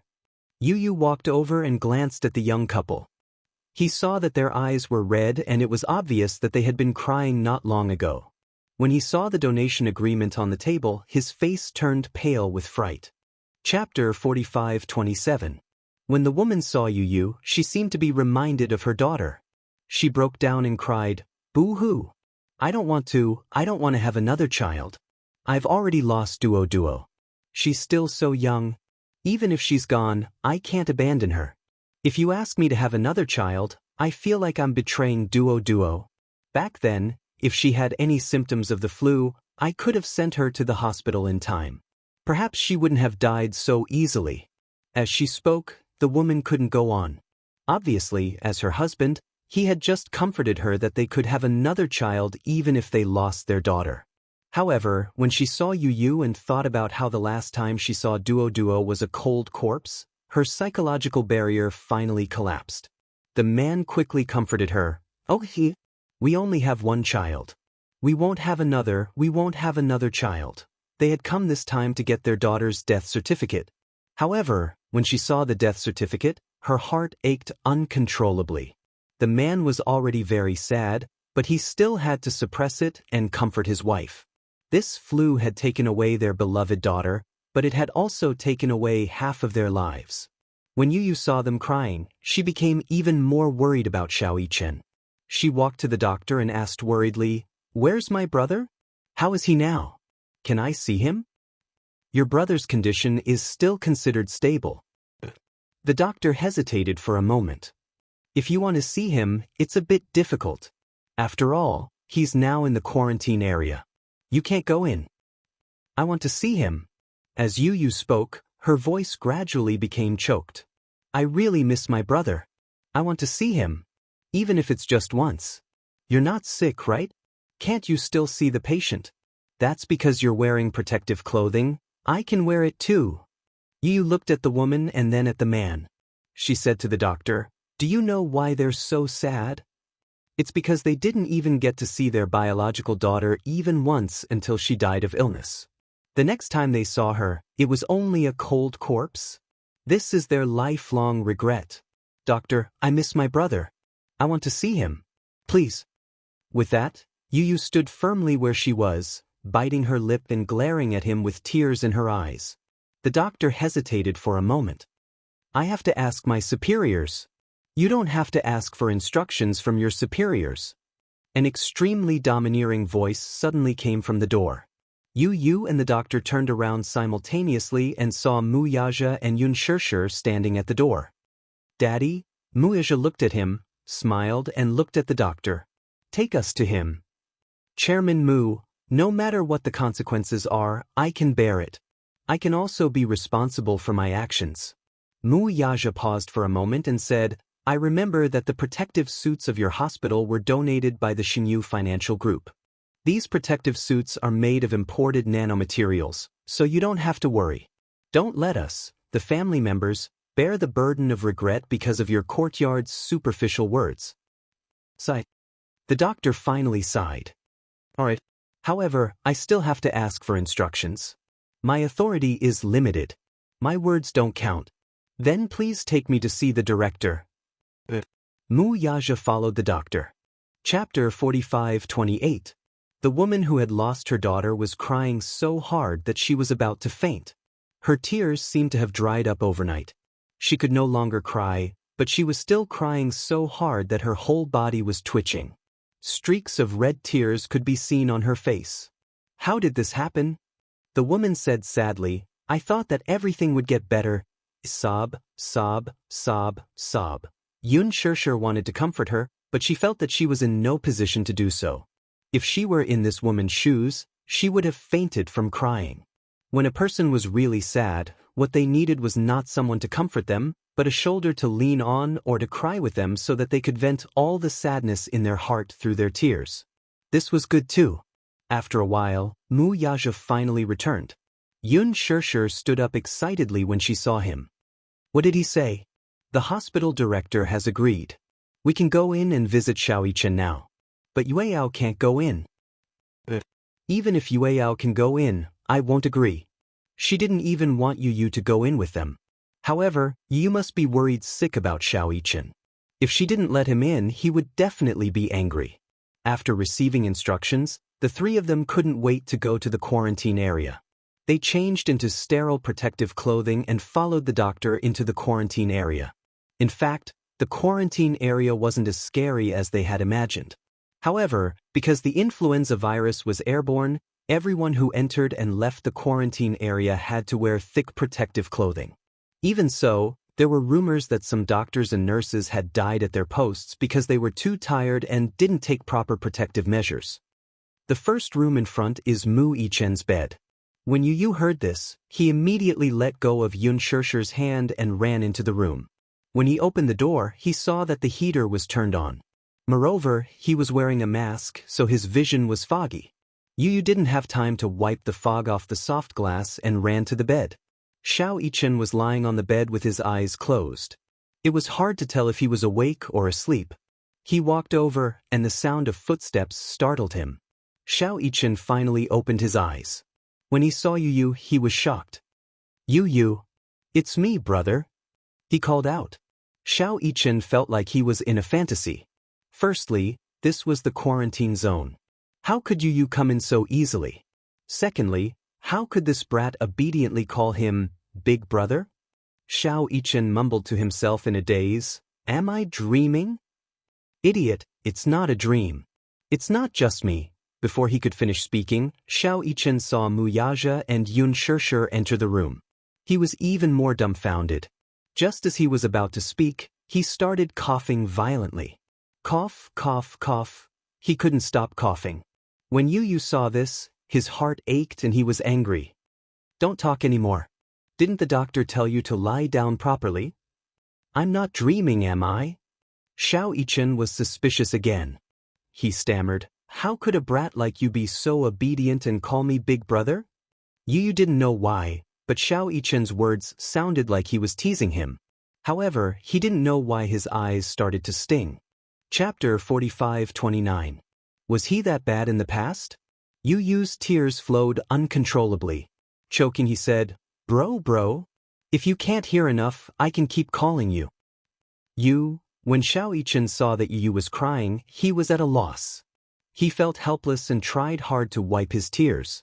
However, Yu was wearing a sterile gown and his eyes were like soft glass. There was nothing he could do. He could only say sadly, "Don't cry. I was just joking." After a pause, he looked in the direction of Mu Yaja and Yun Shishir. "What's wrong with you guys? Why are you in the quarantine zone? You're making such a big fuss. I'll think that you're here to say goodbye to me." "Don't say such depressing things." Yu pouted and pinched his cheeks gently. Because Xiao Yichen was sick, he could not bear to use too much strength. "Who's here to say goodbye to you? We just miss you." Yu's words shocked Xiao Yichen. Oh my god. Was this the arrogant Yu who always said one thing and meant another? She actually told him that she missed him without any hesitation. This was too much. Xiao Yichen pretended to be relaxed. "There's no need for that. I'm actually doing quite well. The doctor said that my condition is slowly stabilizing." "You're lying." Yu pouted. "The doctor said that a little girl whose condition was not as serious as yours had already passed away." Xiao Yichen let out a short sound. He looked at Yu in shock and disbelief. "Are you talking about Duo? I don't know if it was this morning or yesterday. Her parents just signed the donation agreement. No wonder I haven't seen her for a few days." Xiao Yichen felt a wave of regret. When he heard that Duo's parents had signed the donation agreement, he could not help but ask, "Did she really listen to me and donate the body for research?" "What did you say?" "I said..."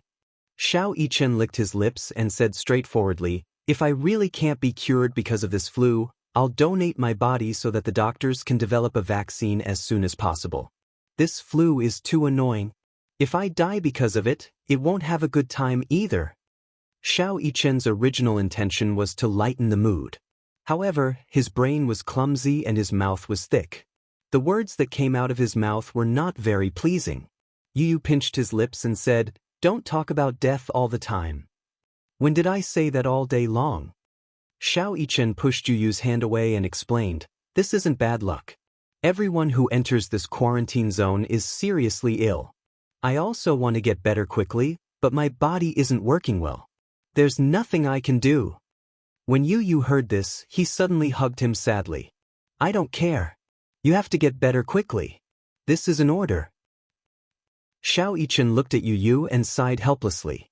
He gently patted his head and said, "Okay, I'll do as you say, Master Yu." Mu Yaja and Yun Shirshir looked at the two little guys who were deeply affectionate and were extremely touched. Yun Shirshir walked to the bedside and asked worriedly, "Why did you lose so much weight? I heard from the doctor that you have a bad appetite." "It's not that I have a bad appetite." Chapter 45-30. Yun Shirshir's heart ached for him. No wonder he had lost so much weight. It wasn't like he had lost weight in a day or two. Had he been like this for so many days? Had he vomited after eating? Xiao Yichen looked at Yun Shirshir and asked worriedly, "Mommy, did the doctor say that my condition is very serious?" Yun Shirshir could only sigh, not knowing how to answer. Yu was extremely straightforward. "The doctor said that your condition is very serious. He even said that you went into shock once. If it wasn't for the timely rescue, you might have..." Xiao Yichen heaved a sigh of relief when he heard this. "It seems like I'm quite lucky." Xiao Yichen was naturally optimistic. Even when he heard that he had almost died, he looked indifferent. Yu's heart ached when she saw this.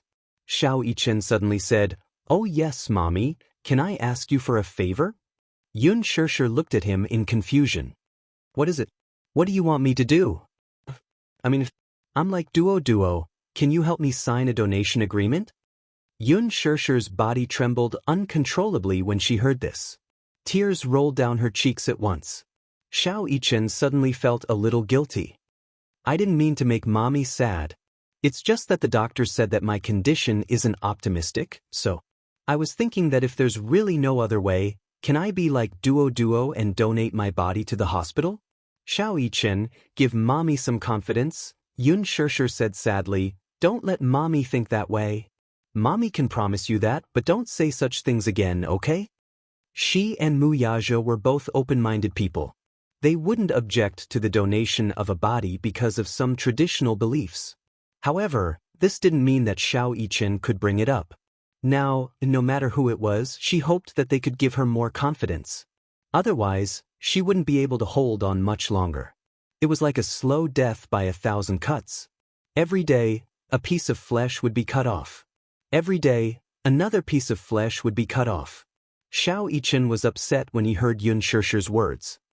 "Mommy?" Yun Shirshir couldn't help but hug him tightly. "Xiao Yichen, it's Mommy's fault. I didn't cherish you when I should have. Perhaps, only when you're about to lose it will you understand how much Mommy owes you." Little Yichen was stunned for a moment before he smiled. "Mommy, don't say that. Are you trying to make me cry? You're as important as Yu. We can't lose you, much less lose you. You must not know this, but Yueao misses you so much that she's gone crazy. She keeps asking to see you, but she's still so young. She can't possibly enter the quarantine zone. Can you bear to see her miss you so much? So you have to get better soon, okay?" Xiao Yichen could hold back his tears at first, but when he heard about Yueao, his tears suddenly went out of control. He couldn't suppress the sadness and uneasiness in his heart anymore. He bit his lip tightly and said hoarsely, "Mommy, I miss Yueao too." Yun Shirshir wiped his tears and said helplessly, "You and Yu are a pair of clowns. You're always fighting and can't seem to get along well. Didn't you see how Yu slammed the doctor's table just to see you?" Xiao Yichen turned to look at Yu, but he turned his face away. His cheeks were red. "Don't listen to Mommy." Chapter 45-31. Xiao Yichen knew that Yu didn't mean what he said, but he was very touched that Yu was willing to do so for him. "It's better not to enter the quarantine zone." Xiao Yichen said to Yu, "I feel that it's very risky. After all, it's better to be cautious." Yu pouted and said, "Then promise me that you'll get better quickly." "I promise you. If I can get better quickly, I'll promise you anything. I don't care." Yu said domineeringly, "Hurry up and promise me." Xiao Yichen rubbed his head and pouted. "I promise you. I promise you." The three of them couldn't stay in the quarantine zone for too long. Yun Shirshir reminded Xiao Yichen repeatedly before leaving with Mu Yaja and Yu reluctantly. At the same time, at Hurricane Group, Alice suddenly received news about Gongjie. The remnants of the sacred shrine have been completely eliminated. However, the leader of the mercenaries who was in charge of Gongjie's safety replied, "Young Master Jie is also seriously injured. Moreover, with the flu raging, he can't pass through the customs for the time being. The return route to Hurricane Group can't be approved. Also, the FBI is monitoring the hospital. Young Master Jie is being kept in the hospital and can't leave. FBI. Alice held the satellite phone and was puzzled. Why are the FBI people there? Gong Jie was ranked first on the FBI's wanted list and was the FBI's #1 target. They didn't expect Gong Jie to be targeted by the FBI. Damn it. Alice was so angry that she almost threw the phone. If Gong Jie was targeted by the FBI and brought back to the FBI headquarters, he would definitely be sent to military court. Hurricane Group was an important obstacle to international security. As for Gong Jie, international security laws were applicable. Once convicted, the Gong Jie would face hundreds of years in prison. At that time, once he was locked up in the military prison, it would be extremely difficult for him to leave. Alice immediately reported the news to Gong Xiaoying. When Gong Xiaoying heard the news, he said without thinking, In my opinion, the remaining members of the Sacred Hall of Light are bait used by the FBI to attract Gong Jie. Where is little Jie now? He's in the East African Neutral Hospital. He's currently under the protection of the East African president, but once he leaves the hospital, the FBI will have reason to arrest him immediately. Gong Xiaoying lowered his head and fell into deep thought. The president of East Africa had a good relationship with the Hurricanes. Usually, when there was an armed war, the Hurricanes would provide a lot of military assistance to East Africa. The FBI belonged to the M Federation. Therefore, they did not have the authority to make arrests in East Africa. However, if Gong Jie left the hospital, then anything could happen. With the military strength that little Jie brought, we won't be able to safely cover little Jie's departure for the time being. I'm thinking if I should send some troops over, but the international air route can't be approved. Now that the global flu crisis is over, it's very tense. Gong Xiaoying said, So what? If they don't approve, then fly over by force and bring him back. No matter how powerful one's background was, if a private jet wanted to fly, it had to be approved by the international air route. However, if they didn't get permission to fly by force, it would be considered a black flight. If it was in local territory, it might not be a big deal. At most, they would face a huge compensation. Chapter 45-32. If they were forced to fly, they might face a small skirmish. It's too dangerous. Alice still had some lingering fears. If we were to be shot down as a terrorist attack, the losses would outweigh the gains. Then can you think of another way to bring Xiao Jie back? Gong Xiaoying asked her. Alice was silent. I didn't expect you to do it like this. No matter what price I have to pay, I want you to bring him back unharmed. Yes, I understand. Alice had just walked out of Gong Xiaoying's room when she saw Hua Jin standing at the door anxiously. When he saw her, he immediately rushed over. I heard that there's news about Gong Jie? Alice was a little surprised. How did you know? Hua Jin was a little helpless. I just eavesdropped on you. I saw you rushing into the study, so I was worried that something had happened to Gong Jie. Alice turned around and looked at him warily. She immediately pulled him aside and warned him sternly, You shouldn't have eavesdropped on my conversation with Master. If he finds out, he'll be angry. Moreover, you're not a member of Hurricane. You shouldn't have eavesdropped on my conversation with him. But you didn't tell me anything. I didn't have time. It was an emergency. Hua Jin lowered his head. Sorry. After a pause, he said, I just heard you say that there's news about Gong Jie? Yeah. But he's injured. Injured? Hua Jin was even more nervous now. He grabbed her shoulders tightly. Is it serious? Is it life-threatening? It's not a big deal if he's injured, but he's being targeted by the FBI. FBI. When Hua Jin heard this, he was a little confused. What's wrong with the FBI? From what he knew, or perhaps it was because he had been taught in movies, the FBI was the righteous party. Alice narrowed her eyes and looked at him, guessing what he was thinking. Do you think that the FBI is no big deal? That they're the righteous party and won't do anything to Gong Jie? Yeah, what else? You seem to have forgotten. Alice reminded him faintly, Hurricane is not the righteous party. Shao Jie is the crown prince of Hurricane and is also a thorn in the side of the Federal Security Organization. If the FBI catches Shao Jie, he'll definitely be sent to the military court. Military court? Hua Jin grew even more nervous. What will happen then? He'll be sentenced. You can ransom him. Do you think the international court? Hua Jin was even more confused now. Then, if I'm sentenced, how long will it be? A few hundred years. You can understand it as a life sentence. In international law, sentences are accumulated according to the level of the crime. Many war criminals were sentenced to hundreds of years in prison, which was equivalent to life imprisonment. Usually, in a domestic murder case, no matter how many victims there were, it would be considered as intentional homicide. But in the Anglo-American legal system and the international court, every person killed would be convicted of murder. In the end, the criminal punishment for each crime would be added together, resulting in a sentence of hundreds of years. Hua Jin widened his eyes in shock. Hundreds of years. Anyway, the most important thing now is to bring Shao Jie back as soon as possible. That's scary. Hua Jin reacted. How could he forget that Gong Jie was the #1 target on the wanted list? Chapter 45-33. Then what should we do? Hua Jin said, we have to save him as soon as possible. I'll go and approve the flight route first.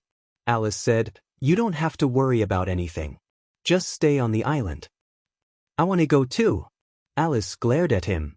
What are you going to do? I can help a little, right? Alice was speechless. You go, as long as you don't drag me down. Okay. I promise that I won't be a burden. Hua Jin thought that she had agreed and made a solemn vow. Alice glared at him, but she didn't have any temper. Anyway, you just stay on the island. Alice left without looking back. Hua Jin looked at the direction she left unwillingly and clenched his fists. Alice, the flight route still can't be approved. East Africa was not a peaceful place now. In addition to the war, there was an outbreak of influenza and the fierce plague brought about by the war. The epidemic spread, and the international air routes had been blocked, all the routes to and from East Africa. At present, the war was in a stalemate. In addition, the troops of various countries could not enter East Africa. If it's not allowed, then we'll fly by force. Alice gave the order, and the logistics department immediately went to prepare the materials needed for the flight. Alice asked Vermilion Bird to dispatch 3 troops of mercenaries. The number of mercenaries was not important, but the quality. This time, in order to bring Gong Jie back safely, Vermilion Bird dispatched almost all the elites to Alice. They set off at a quiet dawn. Alice calculated the time. If there were no accidents, they would land in East Africa at night. The flight route avoided other countries as much as possible. At present, East Africa had fallen, and it would not pose any threat to the flight and landing. As long as they did not pass through other countries, it should be fine. This kind of thing could not be foolproof, but Alice avoided all the accidents as much as possible.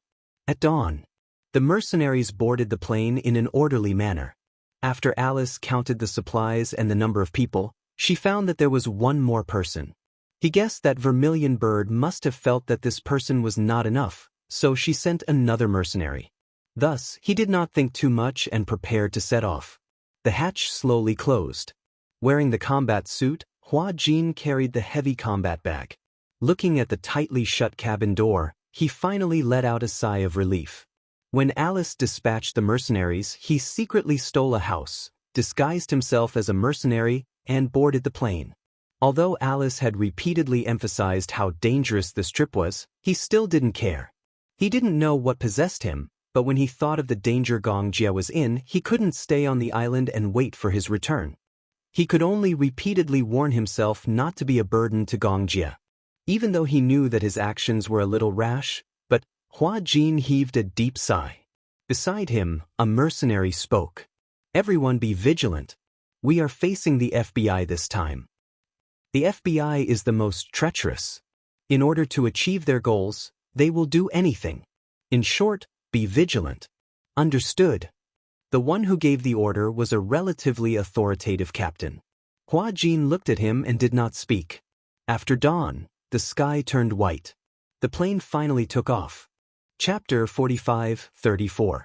Hua Jin was jolted awake by a strong jolt. He opened his eyes in shock. The fuselage was traveling through the airflow and was shaking violently. However, the mercenaries beside him were already used to this kind of jolt. They hugged their combat hugs and continued to sleep.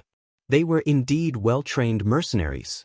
Even their sleeping posture was uniform. Hua Jin was a little thirsty. He rummaged in the combat bag for water. Footsteps were approaching. He raised his head alertly and saw Alice looking over. Before he could lower his cap, Alice exclaimed, "Hua Jin." Hua Jin raised his hand awkwardly and waved at her. "Hi, what a coincidence." Alice also raised her hand and slapped him hard on the top of his head. "Why are you here?" And Alice tugged at his clothes in disgust and asked suspiciously, "What's with your clothes?" Also, what's up with your equipment?" Alice snatched his heavy combat bag and opened it. There were all kinds of dry food, snacks, and drinks. His eyelids suddenly twitched violently. I was afraid that there would be no food and water along the way, so I prepared some in advance. Last time in East Africa, he and Gong Jie almost starved to death.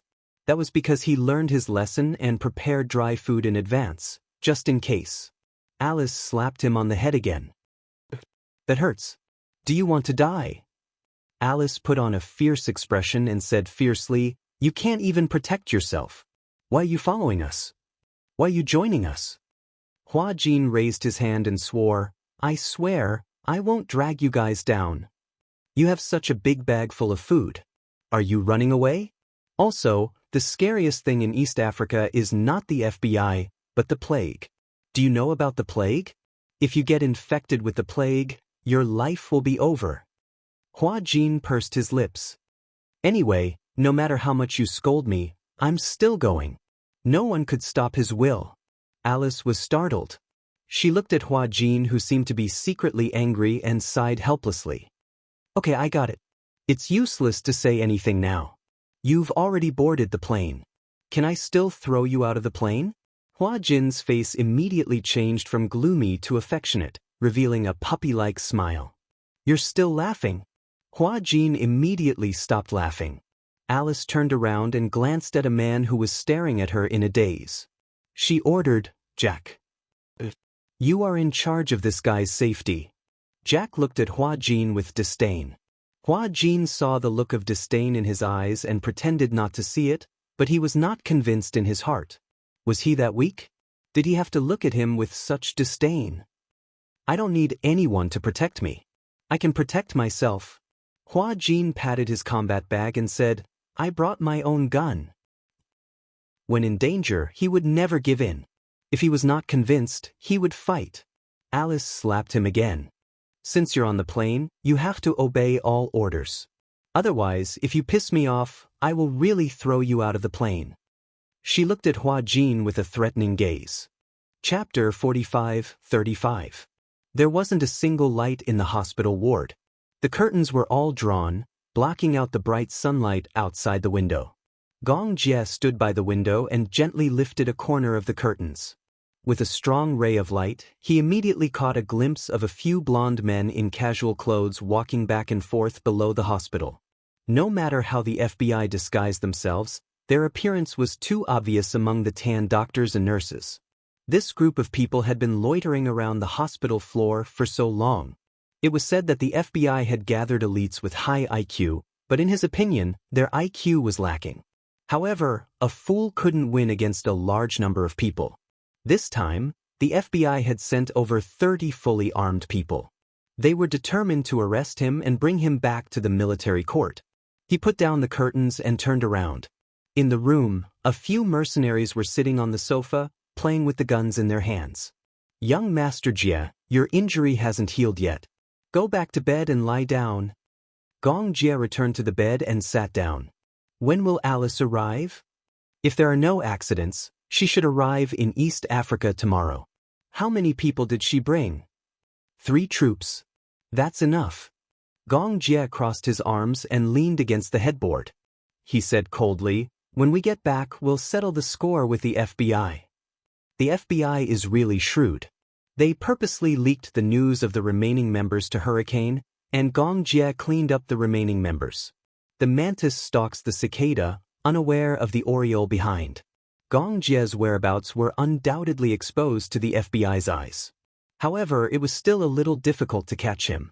This hospital was a neutral hospital.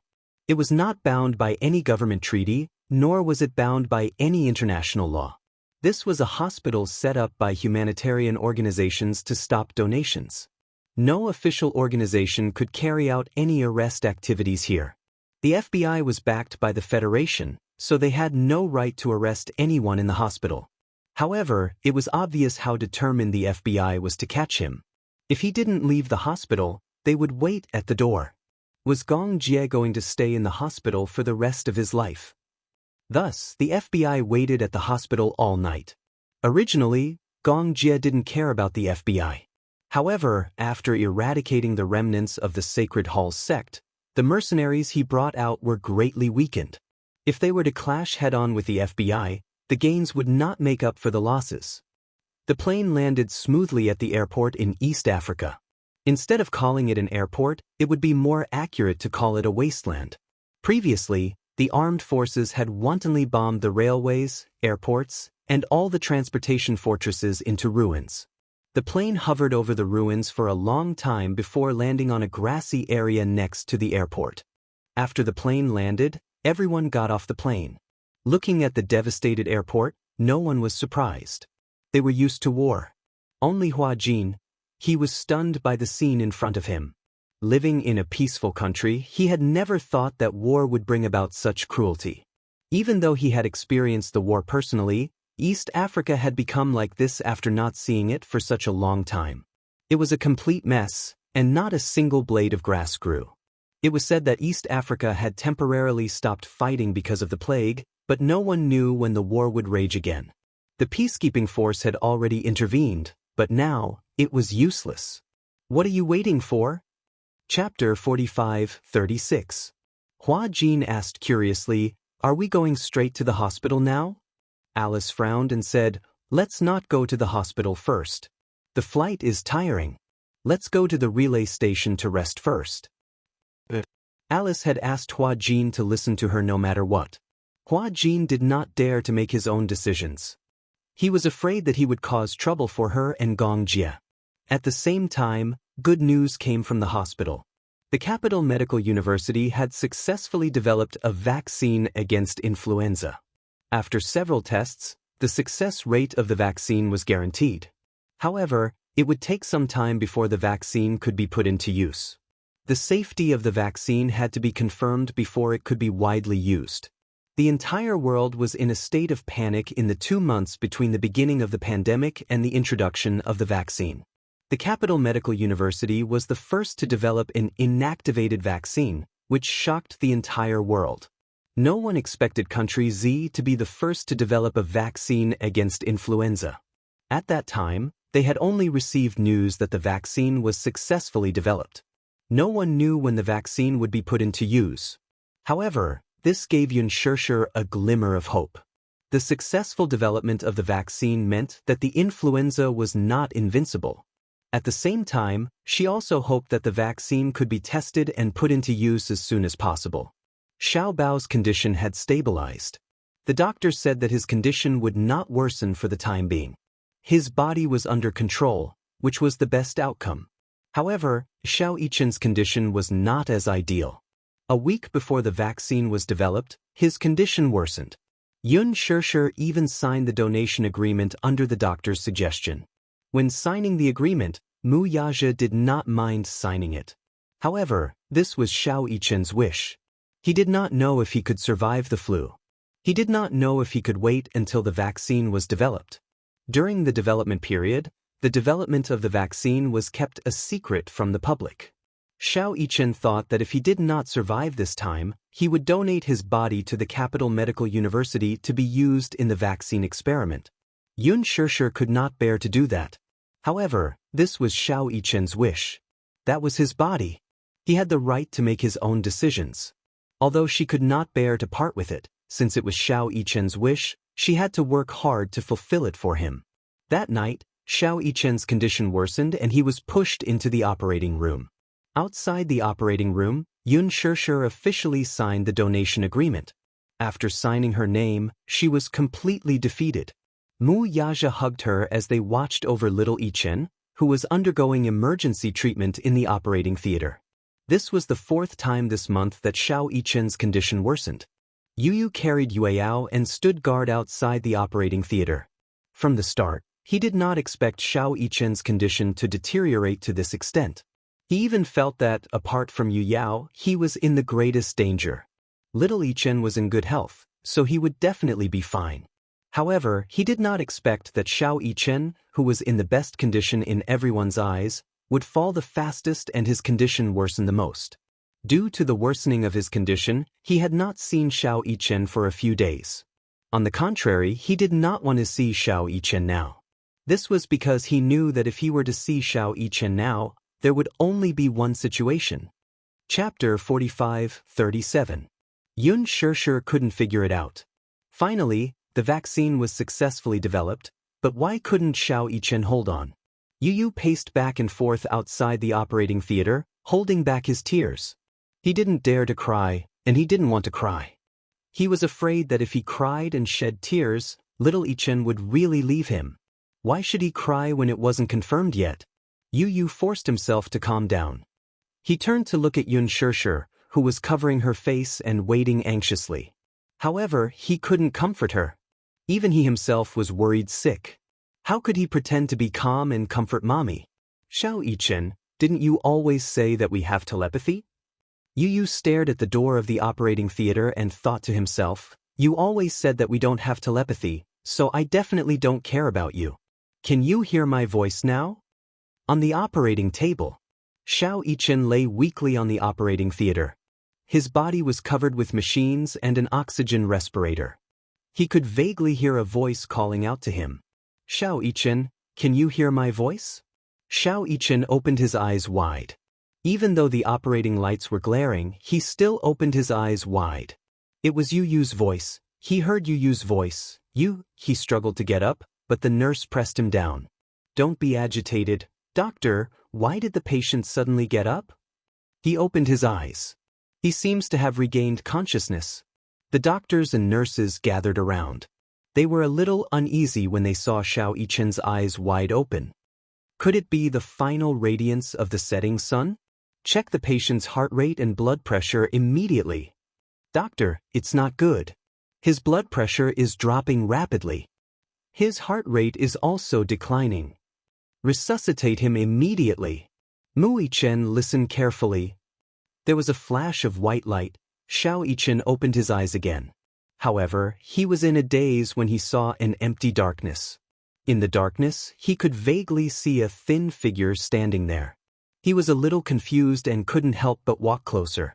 As for the shadow in the camera, it swayed slightly and actually walked towards him. Xiao Yichen was a little alarmed. He took half a step back until Yu's figure became clearer. Yu. Xiao Yichen's Zhao's eyes. In his chaotic dream, he even forget that he was still lying on the operating theater. Since last night, after his condition had worsened, he had been having many dreams. In a trance, he felt that he was in reality for a moment, and in an illusion for a moment. He was gradually unable to distinguish between reality and illusion. When the boy saw him, he ran over excitedly and hugged his shoulders. You're not allowed to leave us. Do you understand? Xiao Yichen was confused when he heard this. What did I do? The doctor said that your condition has worsened. You might not make it. You could no longer pretend to be calm. Her eyes turned red. Mu Yichen, you're not allowed to give up. Do you understand? Who said that my condition has worsened? Xiao Yichen was baffled. Idiot, aren't I fine? Yu stared at his face for a long time before she finally said, Mu Yichen, thank you. Chapter 45-38. Thank you for appearing in my life. But don't leave so easily. It wasn't easy for me to fall in love with a brother like you. Are you going to abandon me for no reason? Yu was a little agitated. Mu Yichen, can you work harder? I heard from Mommy that the Capital Medical University has already developed a vaccine for this influenza. You have to hang in there, don't give up now. When Xiao Yichen heard this, he finally understood what was going on. He looked around and realized that this world wasn't the real world. And Yu wasn't really standing in front of him. It was probably just an illusion. He was critically ill? Was it that serious? He had been in a coma for a long time.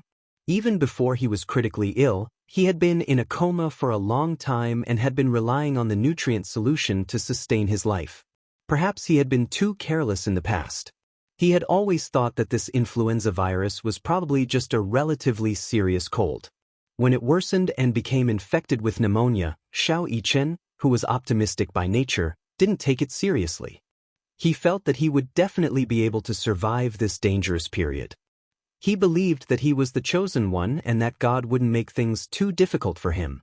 Otherwise, he would still be able to easily turn danger into safety after walking through danger so many times. This was just a test.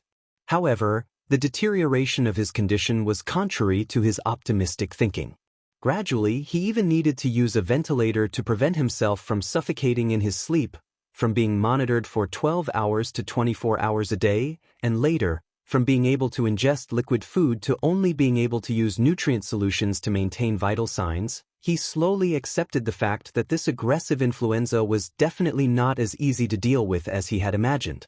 As the pneumonia spread, it slowly spread to his other organs. So, wasn't he in the real world now? Yu said to him, "You're in the resuscitation room now. Everyone is waiting for you, so you have to pull yourself together. You can't give up just like that, okay?" Xiao Yichen was a little confused. "I'm in the resuscitation room, idiot, don't you feel anything?" Xiao Yichen did not know whether to laugh or cry. "I really don't feel anything." If not for Yu waking him up, his consciousness would still be in the chaotic space and he would not be aware of his current situation. "Yu, don't worry. I'll definitely get better." "That's all talk, I don't believe it." "Boss." Yu suddenly smiled with tears in her eyes and stretched out her pinky finger. "Unless you pinky swear with me." "Pinky promise." When Xiao Yichen saw this, he smiled helplessly and stuck out his pinky. "I really don't know what to do with you. Let's pinky swear then." "Pinky promise. Don't change your mind for 100 years. After Xiao Yichen finished speaking, he couldn't help but ask curiously. "Yu, I'm a little curious. You said pinky swear, but why did you have to hang yourself? And not to change for 100 years? Don't tell me that I have to hang myself for 100 years if I promise something to someone?" "Because," Yu rolled her eyes and explained helplessly, "hang yourself refers to the amount of strings of money in the past. For example, a string of coins. In ancient times, copper coins were not easy to keep, so they were strung together with a string so that they would not fall. Hang yourself was a metaphor for making a decision and not changing it. Do you understand?" Okay. Chapter 45-39. "You're obviously keeping me in suspense." "Yes, I'm keeping you in suspense. Come and chase me if you can." Yu ran far away. Xiao Yichen could not help but chase after him. However, he saw a ray of white light at the end of the tunnel. It was getting bigger and bigger. Yu's figure gradually disappeared into the white light without a trace. Xiao Yichen chased into the depths of the white light. He felt his entire body being enveloped by a scorching light. His body gradually rose into the air. It was as if he was in the depths of an invisible sea. He was slowly floating to the surface. At this moment, it was as if an invisible hand was pulling him down by his ankle. Xiao Yichen kicked with all his might, trying to break free from the restraints on his ankle. However, the hand refused to let go. Xiao Yichen paddled with both hands, trying to float to the surface. However, no matter how hard he tried, he could not break free from the hand. He gradually sank deeper and deeper. "Let go." He kicked with all his might. Finally, the hand let go. Xiao Yichen took the opportunity to swim to the surface of the sea. He looked up, but all he could see was white. Then, he felt as if his soul was being sucked up by a powerful force.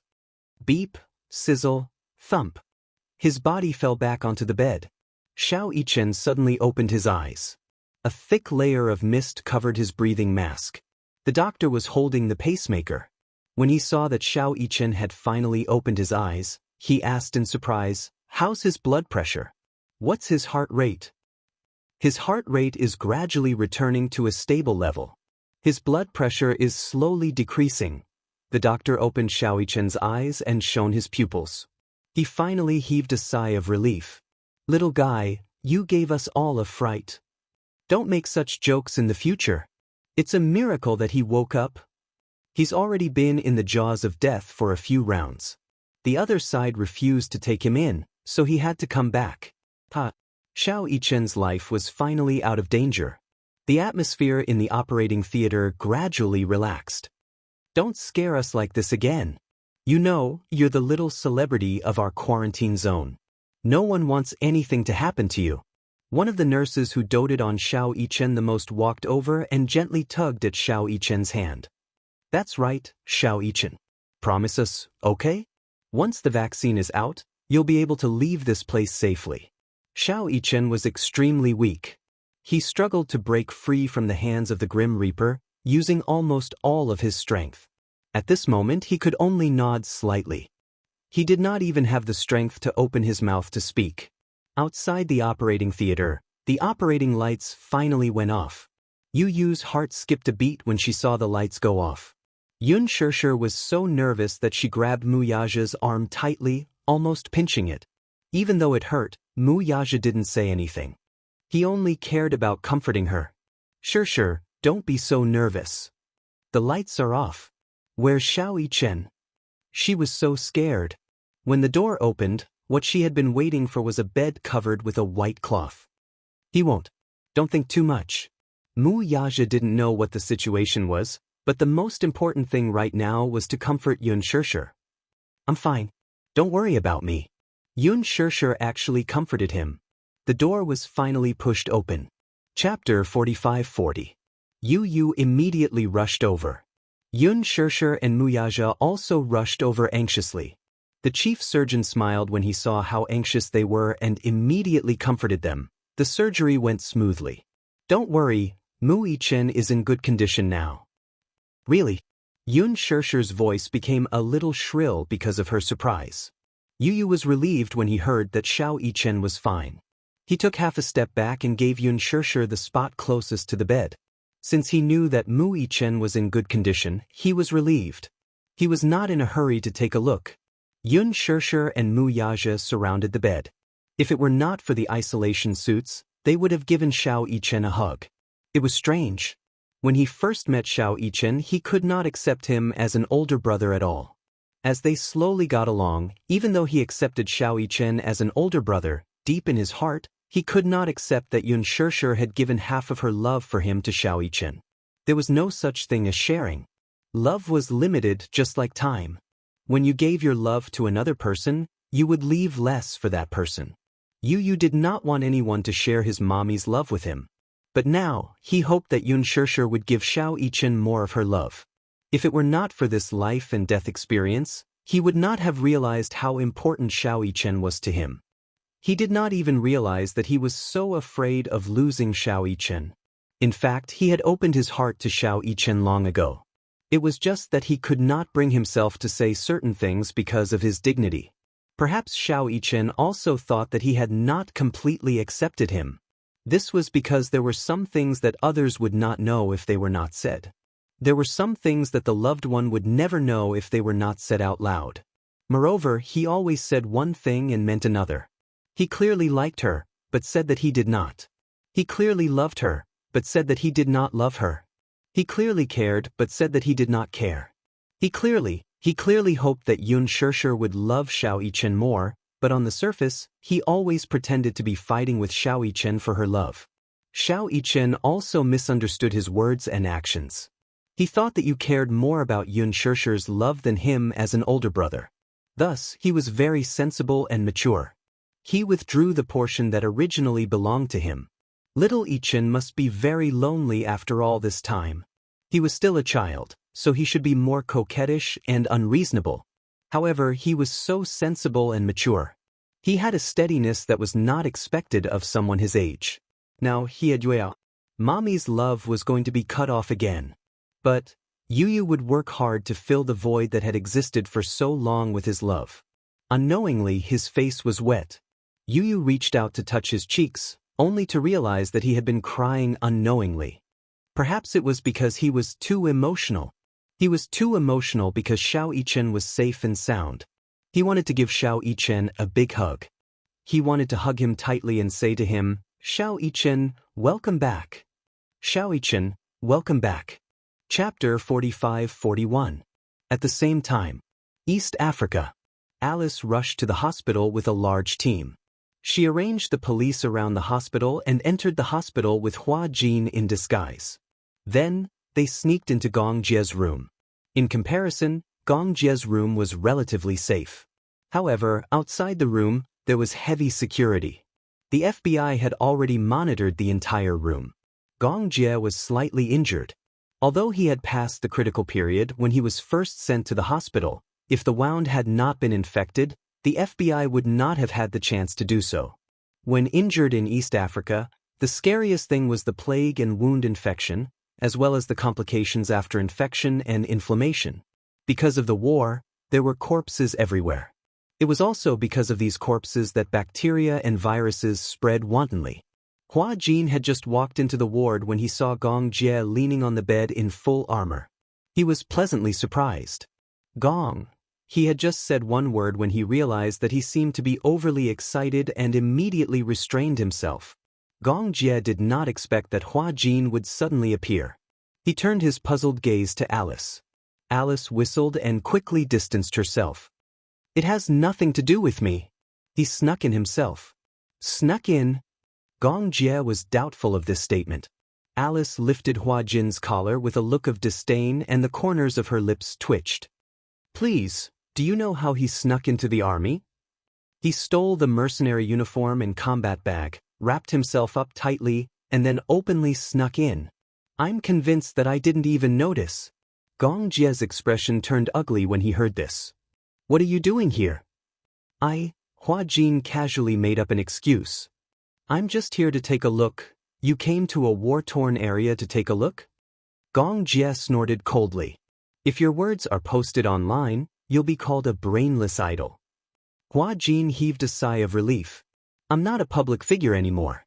There's no need for such taboos." When he was a public figure, he had to be on tenterhooks with every word he said. Every nerve in his body had to be stretched taut. Even when facing the camera, every word and sentence had to be prepared by the public relations company. Every word was very meticulous. If it was an ordinary person, even if they made a few jokes in private, it would be harmless and no one would take it to heart. As for public figures, their flaws and strengths would be magnified infinitely. Even if it was an unintentional mistake, he would be consigned to eternal damnation. After leaving the entertainment industry for so long, he still hadn't gotten used to such a relaxed lifestyle. There were no paparazzi following them in the dark, and there were no busy drafts. Gradually, they could speak as they pleased.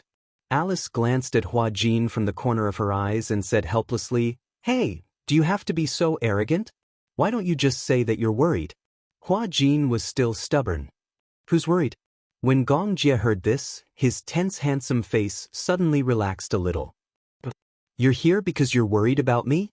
"No." Hua Jin denied flatly and glared at Alice. "If you talk nonsense again, you'll what?" Chapter 45-42.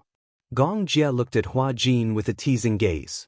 The latter whistled awkwardly. "She made it up." "Got it." Of course, Gong Jie could tell that he was lying to him. Hua Jin snorted in his heart. What? Wasn't this man fine? He didn't have a broken arm or a broken leg like he had imagined. He thought that Gong Jie was seriously injured and trapped in East Africa. But in the end, his leg was fine, and so was his arm. He didn't even know how to cry the tears he had prepared all the way here. If he had known earlier, he wouldn't have come. He would have taken such a big risk. But that was how he acted in a fit of pique. He heaved a sigh of relief when he saw that Gong Jie was fine and had only suffered some minor injuries. He did not know how serious his injuries were, but at least he was not in any serious condition for now. Nothing was more important than a person being fine. Outside the hospital, The FBI has deployed many people. According to my observation, the hospital is surrounded by more than 20 agents. As for how many are outside the hospital, I'm not sure.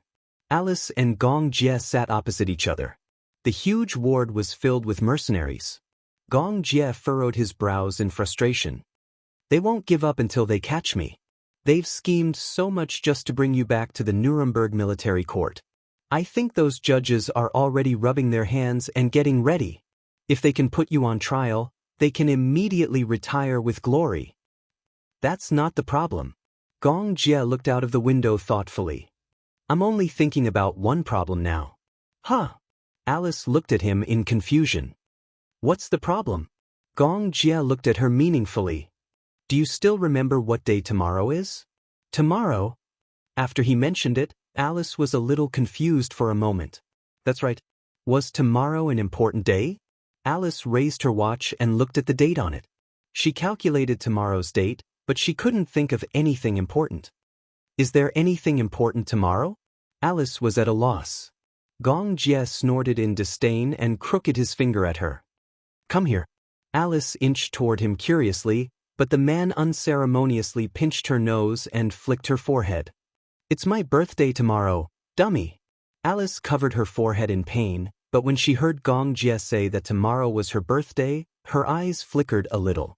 She slapped her forehead again. How could I forget? It's your birthday tomorrow. Maybe you haven't gotten over the jet lag yet. I think you don't care about this at all. Don't worry. Where's the present? Gong Jie opened his palm to her like a child, asking for a gift. Alice braced herself and replied, I didn't prepare a gift. Gong Jie cast a sidelong glance at her, clearly expressing his dissatisfaction. Behind them, Hua Jin looked at them silently. He felt that there was an indescribable chemistry between the two of them. It was said that the two of them had known each other for a long time and had gone through fire and water together. This kind of chemistry couldn't be cultivated overnight. Moreover, Alice had sacrificed so much for him. Because Gong Jie was infected with the virus, in order to save him, Alice used her own body to experiment on the vaccine. If it weren't for her, Gong Jie wouldn't have been able to survive the infection of the virus. And because her body was affected by the experiment, she lost her fertility. Chapter 45-43. She had never told him about it. But was she afraid that he would feel guilty if he found out? Perhaps she did not want this matter to bind Gong Jie for the rest of his life.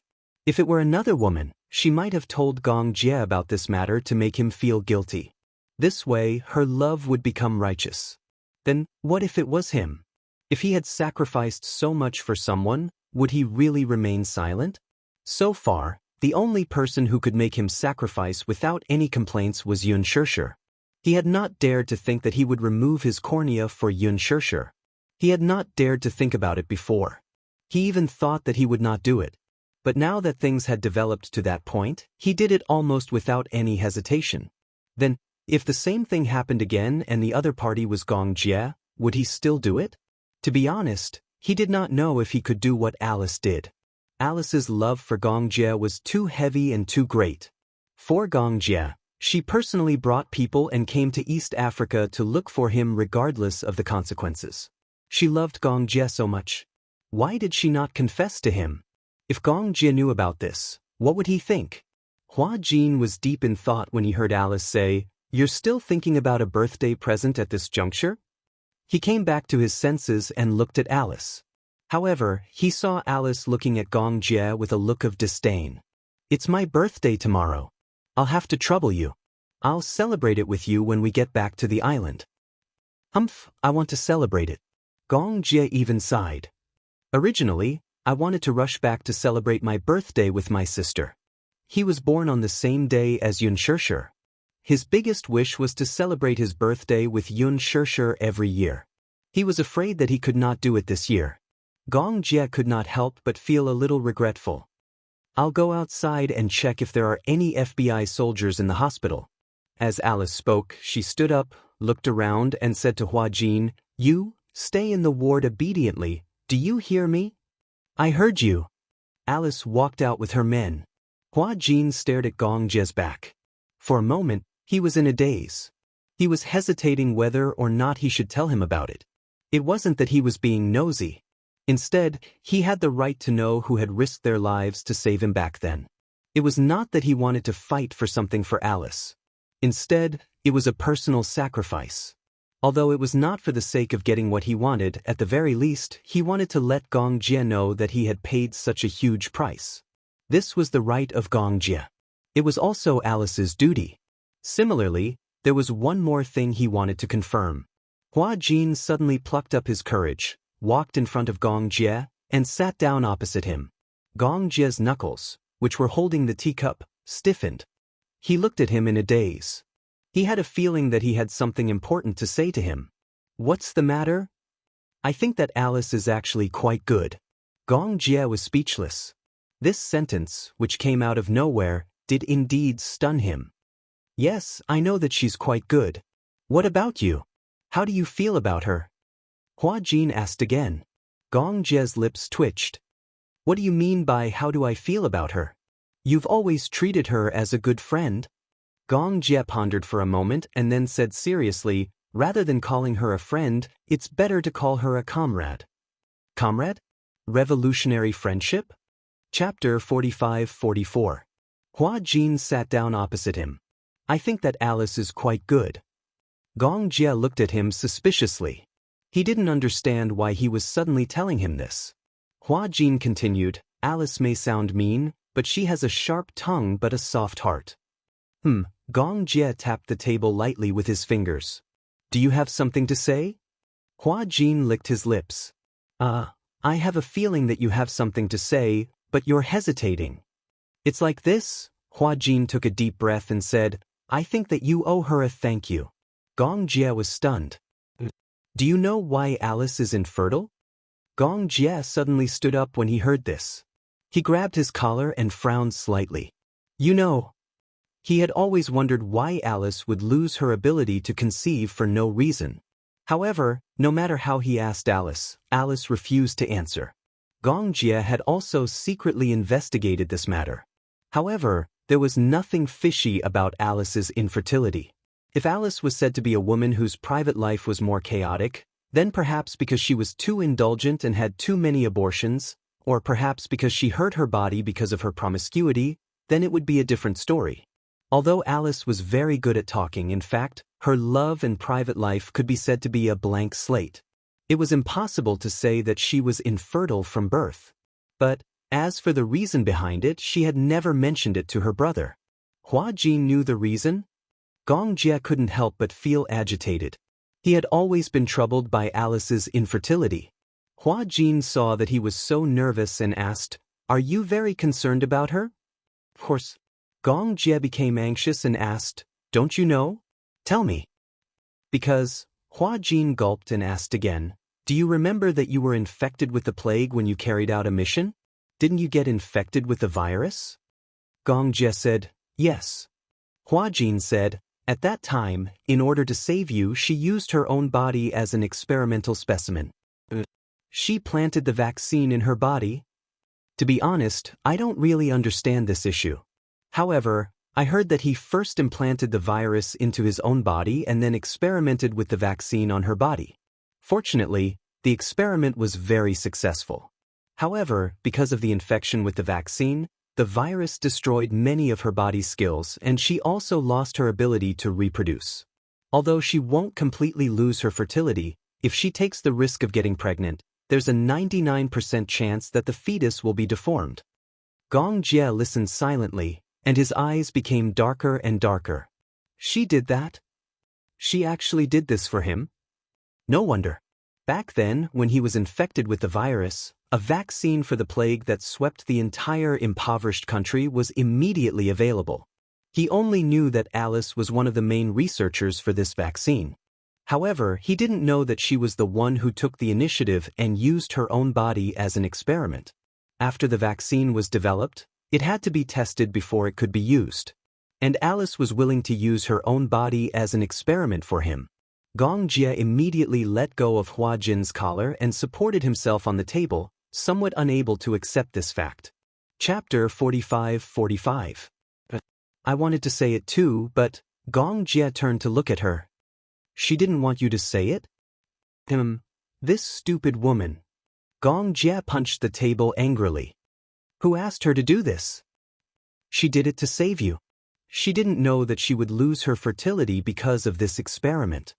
After a pause, Hua Jin continued, but I think that if she were to go back and make a choice again, even though she knew that she would lose her fertility, I think she would still do it. Gong Jie's lips curled into a smile. She likes me. You knew?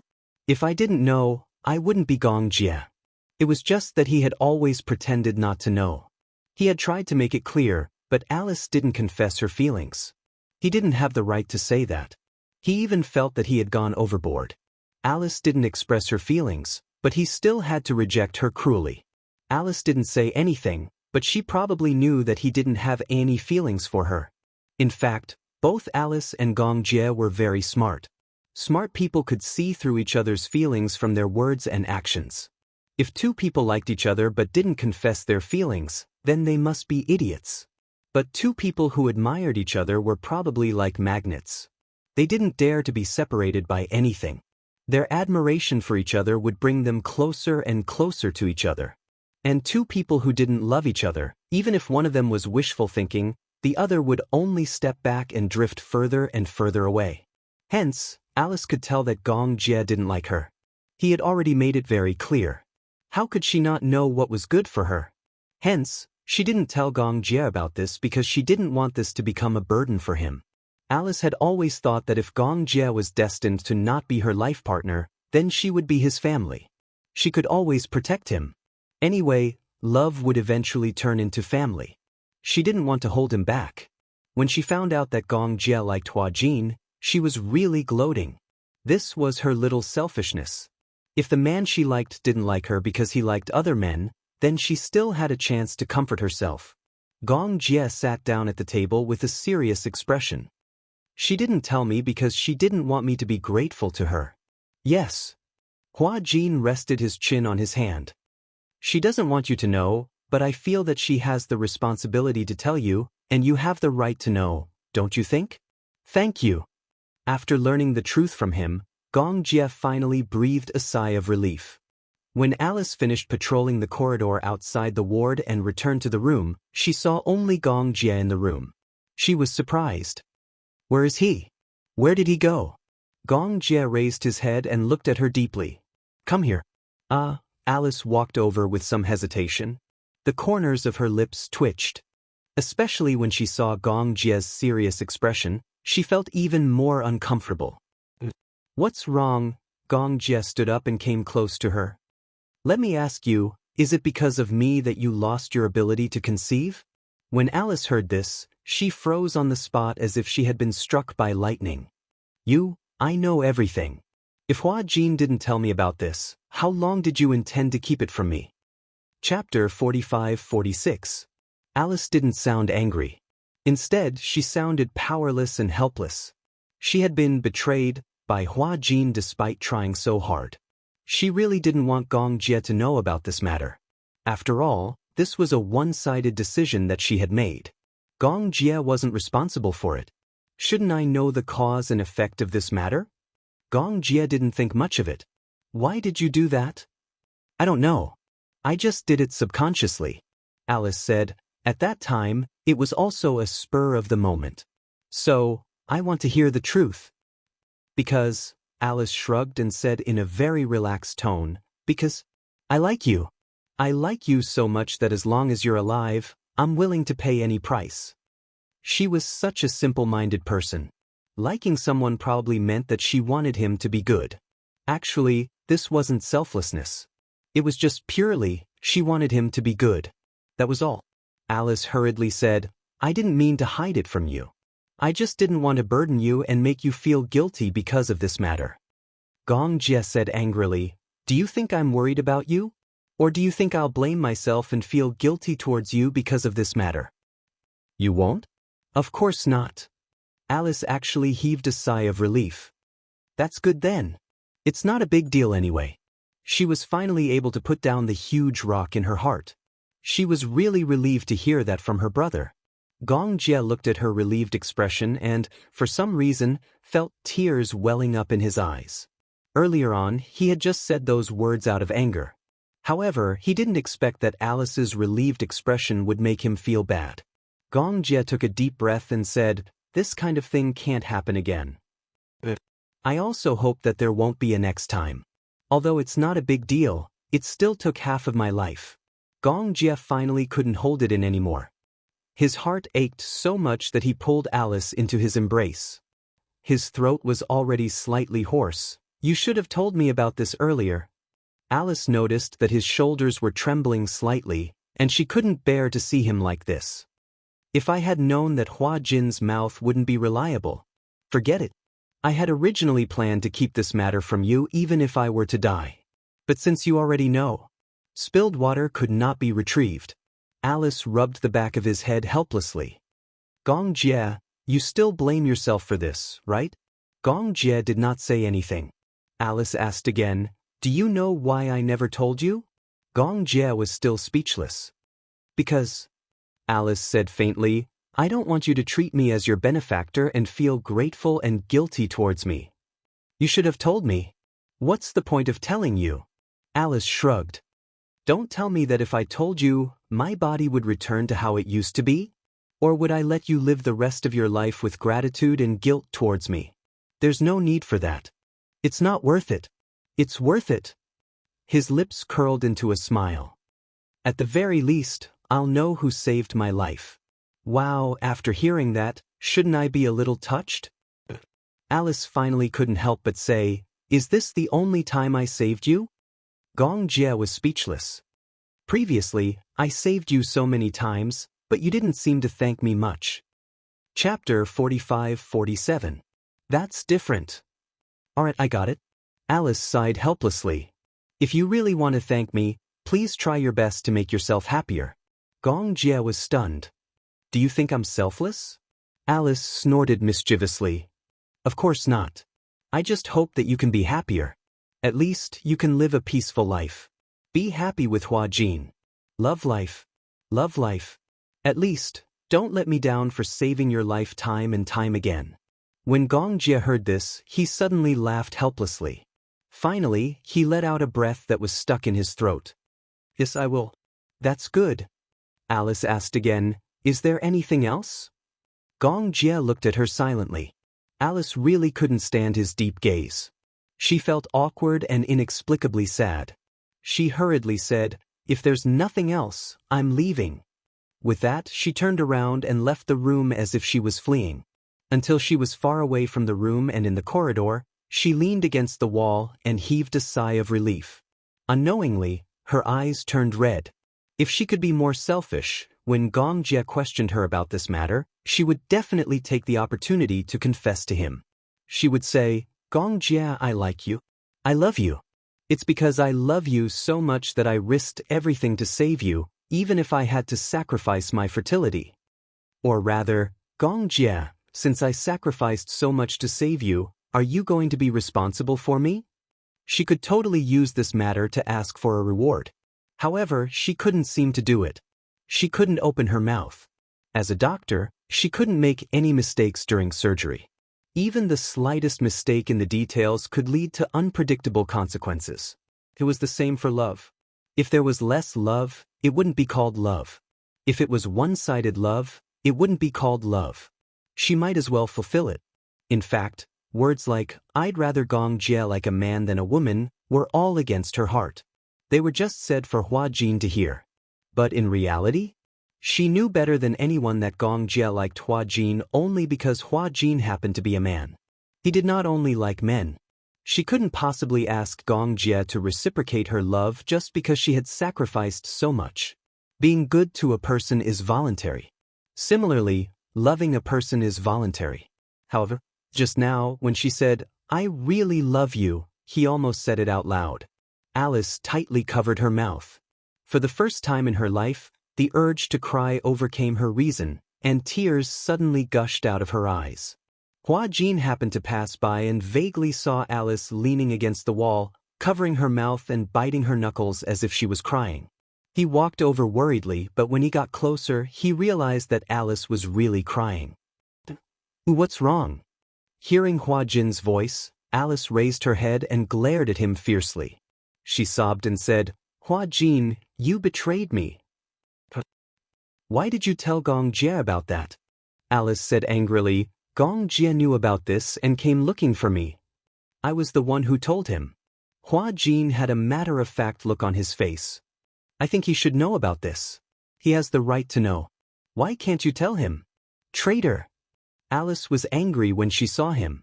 Chapter 45-48. Hua Jin said, You can say whatever you want. Anyway, I think Gong Jie has the right to know about this. What about you? Alice suddenly became aggressive. Do you like Gong Jie? Hua Jin suddenly didn't know how to reply. He turned his face away awkwardly. Why are you asking this question? Hua Jin, do you know that sometimes I really want to beat you up? You obviously like Gong Jie too, don't you? Hua Jin immediately retorted, When did I? If you don't like him, why did you take such a big risk and come all the way to East Africa to look for him? If you don't like him, why do you blush every time you see Gong Jie? If you don't like him, why can't you sleep well the whole night because you're worried? Who's here for him? Hua Jin felt wronged. I just want to experience what it's like to be a mercenary on a mission. Alice couldn't help but sneer. So how long are you going to say one thing and mean another? How am I saying one thing and mean another? If you continue to say one thing and mean another, I'll really beat you up. Alice said angrily. The one who's favored is indeed fearless. Have you ever considered my feelings? You clearly know that Gong Jie likes you, and you like Gong Jie too. Why can't you just admit it? Is your reputation so precious? Gong Jie can put down his status as the young master of the Gong family to confess his feelings to you. Why don't you admit your feelings? Is it really that difficult for you to admit that you like Gong Jie? With that, Alice curled her lips in self-mockery. Do you know how envious I am of you? You have to know that it's not easy for two people to like each other. Most people, the person they like doesn't like them, and the person they like doesn't like them. They always miss out on love. What about you? Don't wait until you really miss out on love and regret it. What about you? Hua Jin said angrily, Aren't you the same? Don't you like Gong Jie? Why didn't you say a word or tell him? Don't tell me you're just going to watch him pass by? Because he already knows everything. Whether I say it or not, the effect will be the same. Hua Jin said angrily, How would you know if you don't try? What if he likes you a little? There's no need for that. It's different. Even if he knows about it, you didn't tell him about it in front of him. At least, tell him about your feelings. Alice suddenly turned her head and looked at him with tears in her eyes. You want me to confess in front of him and be rejected once? That's not what I meant. Or do you want me to beg for his mercy in front of him? Hua Jin was at a loss for words. He didn't. Alice almost exhausted all her strength. It's not a big deal. As long as you work hard, it will be useful. If she didn't like him, she didn't like him. If she didn't love him, she didn't love him. Although no matter what, one had to try their best and struggle a little to know whether there was hope or not, Chu Yunxing was still in a daze. But this was the only thing that Alice didn't want to struggle with. Her greatest gentleness was not to disturb or force him. Chapter 45-49. Hua Jin looked at Alice in a daze and was silent for a long time. Alice asked, Life is so short. Isn't it a blissful thing to be able to be with someone you like and who likes you back? At the hospital, Yun Shishir sat on the balcony. After drying the clothes, she leaned against the balcony in a daze. Mu Yaja walked over and hugged her waist from behind, gently resting his head on her shoulder. What's wrong? What's on your mind? I'm thinking, when will the vaccine be available? Mu Yaja couldn't help but laugh. It's not like you're just thinking about it. The vaccine will be available for clinical use tomorrow. But I'm still praying silently in my heart. Who are you praying to? Jesus? Or Buddha? Mu Yaja paused and said, As the saying goes, if you're sincere, it'll happen. If you're not sincere, how can God hear your prayers? Mu Yaja gently stroked her hair. Alright, don't think so much. I'm worried just like you. But worrying is useless. Yun Shirshir was still absent-minded. Muyaja kissed her cheek and hugged her gently. Tomorrow is your birthday. Ah, Yun Shirshir finally reacted. My birthday? You were so busy taking care of the little guys that you forgot about your birthday? Yun Shirshir said, how can I be in the mood to celebrate my birthday at this critical juncture? We still have to celebrate your birthday. We don't want to build our happiness on Xiao Yichen's suffering. Instead, we have to persevere in the face of adversity and hope for life. Mu Yaja continued, besides, your birthday is very meaningful. When the time comes, we'll bake a cake and send it to Xiao Yichen. Although he can't be by your side this year, we have to tell him that we hope that he can be there for your birthday next year, the year after that, and every year after that. Yun Shirshir nodded. Unknowingly, her face was wet with tears. After returning home from the hospital, because she had not been home for a long time, the whole house was filled with a sense of loneliness. He hadn't come back for a long time, so much so that there wasn't even the slightest trace of life left. Yun Shirshir hurriedly turned on the lights in all the rooms. The bright light finally brought a trace of vitality to the cold and cheerless home. After Mu Yaja parked the car, he walked into the house. Looking at the lights in the house, he finally felt a trace of warmth. Usually, he had 3 points and 1 line. Hospital, company, home. Usually, Yun Shirshir would be at the hospital. Usually, when he came back from the company, he only used the bedroom. When Yun Shirshir was not at home, his 3 meals a day were basically settled in the company cafeteria. Both Lu Jinyu and Jiang Shen were a little surprised. Why had boss been going to the company cafeteria every day recently? Isn't sister-in-law cooking at home? Looking at Mu Yaja's depressed expression, could it be that the two of them had quarreled? That's impossible. They are clearly very loving and respectful to each other. They could vaguely tell that Mu Yaja had been preoccupied with a lot of things recently. He was a little absent-minded when it came to company matters. However, Mu Yaja didn't say anything to them. They didn't dare to ask too much. In front of Yun Shirshir, he was her husband. In front of Yu Yueyao and Xiao Yichen, he was a father. It was only in the company that he was a man of flesh and blood. Chapter 45-50. He was also afraid. Guilt seemed to be the last straw, and it was about to crush him. When he thought back to Xiao Yichen's childhood, he realized that he was not a good father. He did not care for others, nor did he love others. It was only after he got together with Yun Shirshir that he learned how to care for and love children. Thanks to Yueyao, he was finally promoted to a qualified stay-at-home father. As for Xiao Yichen's childhood, he could no longer make up for it. Xiao Yichen was very strong-willed. He was never willing to say anything, but it could be seen that Xiao Yichen was very envious of both Yu and Yueyao. It was the kind of envy that came from deep within his bones. However, he had always been so sensible. He was so sensible that it made one's heart ache. With such a pity, Mu Yaja was worried that he would never have the chance to make up for Xiao Yichen. At night, negative emotions came and went as one wished. He had not had a good night's sleep for a long time. Now that he was home, he finally felt a trace of the warmth of home. It more or less dispelled some of the loneliness in his heart. He sat on the sofa and looked in the direction of the living room. He listened to the sound of Yun Shirshir beating eggs and mixing flour. Yun Shirshir did not feel very uncomfortable about the cake. However, she had been practicing her baking skills with Yu. She had also improved a little after killing so many people. After a while, she finished mixing the dough and made a cake embryo. Then she put it into the oven. An hour later, the cake embryo was taken out. During this time, Yun Shirshir had already prepared the condensed milk, mousse, chocolate, Oreo, cookies, and other ingredients. She smoothed the condensed milk and mousse bit by bit. When the final cake was out of the oven, Yun Shirshir looked at the cake that was pretending to be perfect and called Mu Yaja over happily. Mu Yaja walked over and looked at the cake. He was very satisfied.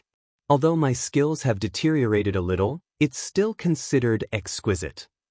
I haven't made it in a long time. I'm indeed a little rusty. Yun Shirshir dipped the remaining mousse on her finger and brought it to Mu Yaja's mouth. Here, try it. Mu Yaja took a bite and licked it. He raised his eyebrows in satisfaction. The taste is not bad. Right? Yun Shirshir was very pleased. At least this proves that you haven't regressed too much. Where's the packaging? The two of them sealed the cake in a box and put it in the fridge. At night, he would not go to the hospital. Gu Jinglian and Chu Ho stayed behind to take care of her, while Yun Shirshir and Mu Yaja came back to rest for a while. The two families reached an agreement, taking turns to keep watch at night. This way, the pressure on the various families would lessen. Although people could rest in the hospital, they were provided with foldable single beds, which were not comfortable to sleep on. If they did not sleep well, it would affect their condition in all aspects. This was especially true during company meetings. There were several times when Mu Yaja dozed off in front of several employees. Lu Jinyu and Jiang Shen were dumbfounded. When they got home, they took a comfortable hot bath. The two of them hugged each other and lay on the bed, feeling extremely comfortable. After so many days of stressful life, they finally relaxed a little at this moment. Yun Shirshir lay on Mu Yaja's chest and asked worriedly, "Will Xiao Yichen really be safe?" Mu Yaja opened his eyes. Actually, he was not sure about this, but I believe that my son is blessed by the heavens. He will definitely be fine. Chapter 45-51. As she spoke, Yun Shirshir laughed self-deprecatingly. People only realize how precious that person is when they are on the verge of losing them. Thinking back, Xiao Yichen has always been very sensible. That day when he was critically ill, I was waiting outside the door and kept thinking about it. I feel like I owe him too much. In the future, there will be plenty of opportunities to make it up to him. I'm just afraid that there won't be any more opportunities. Don't say such things that destroy the morale of our own people. Mu Yaja paused for a moment and immediately comforted her. The vaccine has already been developed. Don't think too much. Don't let your imagination run wild. Go to bed early. Okay. Yun Shirshir closed her eyes and lay on his chest. It was rare for her to sleep so peacefully. The next day, the sun was shining brightly. The gloomy weather for a few days finally came to an end. The sun was shining brightly and the weather was good. Yun Shirshir woke up and drew the curtains. Receiving such warm sunlight, the gloominess in her heart finally dissipated a little. Yun Shirshir woke up early in the morning and was busy in the kitchen. Besides the cake, she also had to prepare some dishes. Mu Yaja applied for leave and brought the cake to the hospital with Yun Shirshir. Gu Jinglian and Chu Ho were a little confused when they saw that they came with a cake. Whose birthday is it? Yu immediately said, "Mommy's birthday." I remember. Yueyao was also beaming with joy. The atmosphere in the hospital was always oppressive. It was rare that Yun Shirshir's birthday happened, so it seemed to add some joy. Since we're in the hospital this year, we won't hold a grand birthday party. Yun Shirshir placed the cake on the table and placed the dishes one by one on the table. Chu Ho was very happy. It would be even better if there was wine. Let's drink a few glasses. Mu Yaja raised his eyebrows. There is. He took out a bottle of champagne from his handbag and even brought a wine glass with him. Even if they were in the hospital, the ceremony of a birthday celebration could not be lacking. Yueyao lay on the table, drooling as she stared at the cake. Suddenly she asked, "Then, what about Xiao Yichen? Can he eat a birthday cake? Cut him a slice first, and when we're done eating, send this slice of cake to the quarantine zone." Yueyao's eyelashes drooped in disappointment. Yun Shirshir immediately guessed what he was thinking. He squatted down and gently scratched her nose.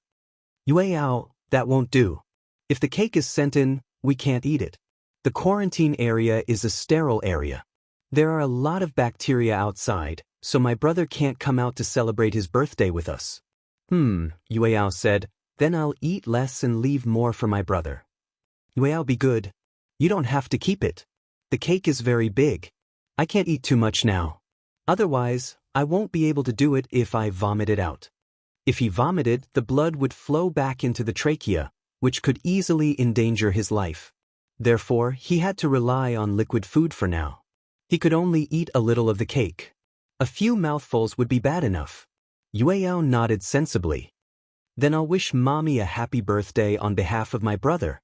Yun Shirshir was so touched that she kissed her. Yu Yu walked over and gave Yun Shirshir a big hug. Mommy, happy birthday. I wish that you'll always be 18. Thank you, Yu. Yun Shirshir kissed Yu. Gu Jinglian and Chu Ho gave their blessings one by one. Because of this accident, the relationship between the two families became much better than before. Especially Mu Yaja and Gu Jinglian, who even knew how to tease each other. Chapter 45-52. Chu Ho inserted candles into the cake. The candles were shaped like numbers, and Gu Jinglian drew the curtains in the ward. The moment he lit the candles, the faint light reflected on Yun Shirshir's face, and her gaze was gentle. Chu Ho said, "Shirshir, hurry up and make a wish." But she had already thought of the wish countless times. Yun Shirshir closed her eyes, and a strong wish surfaced in her mind. She wished that Xiao Yichen would not miss her birthday again. This wish did not ask for much, but could it come true? Yun Shirshir made the wish sincerely and gently blew out the candles. Chu Ho passed the knife to her. Yun Shirshir cut a piece of cake and put it aside. This piece was for Xiao Yichen. She also cut another piece and put it together with Xiao Yichen. Chu Ho was a little surprised. "Who is this for? Have you forgotten? And your Xiao Bao? Not a single one of them can be missing." Chu Ho came back to his senses. "So you haven't forgotten about Xiao Bao?" He had originally thought that Yun Shirshir had probably forgotten about Xiao Yichen because she had been thinking about Xiao Bao. Chu Ho had originally felt that it was a pity that Xiao Bao would not be able to eat the cake because he was also in the quarantine zone. He had not expected that Yun Shirshir would still be thinking about him. "This is for Xiao Yichen and Xiao Bao. Later, after we finish eating, we'll send the cake to them." "Okay. We can't forget about them." After dividing the cake evenly, Yu took a portion for Yueao and another for Jing Yang. The little guy was eating with relish. Although cake was not a rare thing, and the little lads had been living in good conditions since they were young, they were sick of eating all kinds of cakes. However, in such an environment, staying in the hospital for so many years, they had to eat nutritious meals. It was rare to have cake in such a boring diet, so it was considered a novelty. Yu even felt that this cake was the best thing he had ever eaten in the world. Yu raised the cake and asked, "Mommy, did you make this cake?" "Wow." Yu looked at her with admiration. "This cake is probably the best thing I've eaten since I came to this world." Yun Shirshir, Mu Yaja could not help but say, "Is it? I feel that my cooking skills haven't changed. You've been eating nutritious meals in the hospital all this time. It's a rare occasion you get to eat cake, so you think it's delicious." Upon hearing this, Yu thought about it for a while. Then he complained to Yun Shirshir, "Mommy, Daddy said that your cake tastes awful." Mu Yaja resisted the urge to hit him. "Did I say that? You're trying to drive a wedge between us." "That's right." Yu said eloquently, "I said that Mommy's cake is delicious. But Daddy said that I've been eating too much nutritious meals in the hospital and that's why I've lost my sense of taste." Yun Shirshir looked at Mu Yaja meaningfully. Mu Yaja explained, "That's not what I meant." "But it sounds like that to me." Chu Ho's tone was as if he wanted to see the world in chaos. Mu Yaja opened his mouth but could not say a word. Gu Jinglian also nodded seriously.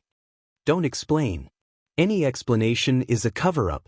As Yueao ate the cake, Mu Si's mouth was full, but he still nagged, "If Daddy doesn't like Mommy's cake, then Daddy shouldn't eat it." Chapter 45-53. Yueao was not angry. Instead, she enjoyed Mu Yaja feeding her personally. Yu was amused by Yueao. It's best that Daddy doesn't eat. This way Yueao can eat more, right?" Yueao finished a piece of cake in the blink of an eye. Then, she turned to look at Mu Yaja and opened her mouth wide again. Everyone couldn't help but think of a baby bird waiting to be fed. They straightened their necks and opened their mouths wide, waiting for their mother to feed them. Mu Yaja patiently fed her a small piece of cake. "Delicious." Yu Yao happily swayed her head from side to side as she ate the delicious cake. When everyone saw this, they couldn't help but smile. Gu Jinglian's eyes were fixed on her. Chu Ho saw him staring blankly and couldn't help but nudge him on the shoulder. "Why are you staring at someone else's daughter?" Mu Yaja was shocked when he heard this. He quickly shielded his precious Yueao and looked at Gu Jinglian warily. What are you doing? Gu Jinglian was caught red-handed and turned his handsome face away awkwardly. Chu Ho laughed. I think someone is envious. Envious of having a little princess.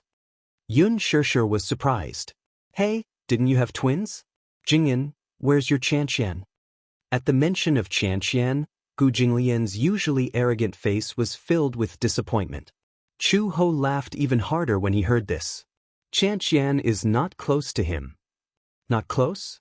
Yun Shirshir looked at Gu Jinglian, who was secretly sulking in surprise. She then turned to look at the father and daughter, who were snuggling happily in Mu Yaja's arms. She could not believe it. This daughter must be the closest to her father. As soon as she said this, the atmosphere in Gu Jinglian's corner became even gloomier. He took a bite of the cake and said nothing. Chu Ho said helplessly, logically speaking, that's what they said. However, Chanxian has also grown up a lot. She can call her mother, brother, and Uncle Fu. She can recognize everyone except for Jing Lian. She cries for me to carry her as if Jing Lian is a demon king. Yun Shirshir's mouth twitched when she heard that. Wasn't that right? Wasn't Gu Jinglian the great demon king himself? Could it be that his killing intent was too strong? After all, in the past, a simple stomp of the Gu family's feet could cause a bloodbath. Gu Jinglian was ruthless. It was said that the more powerful a person was, the more murderous he would be.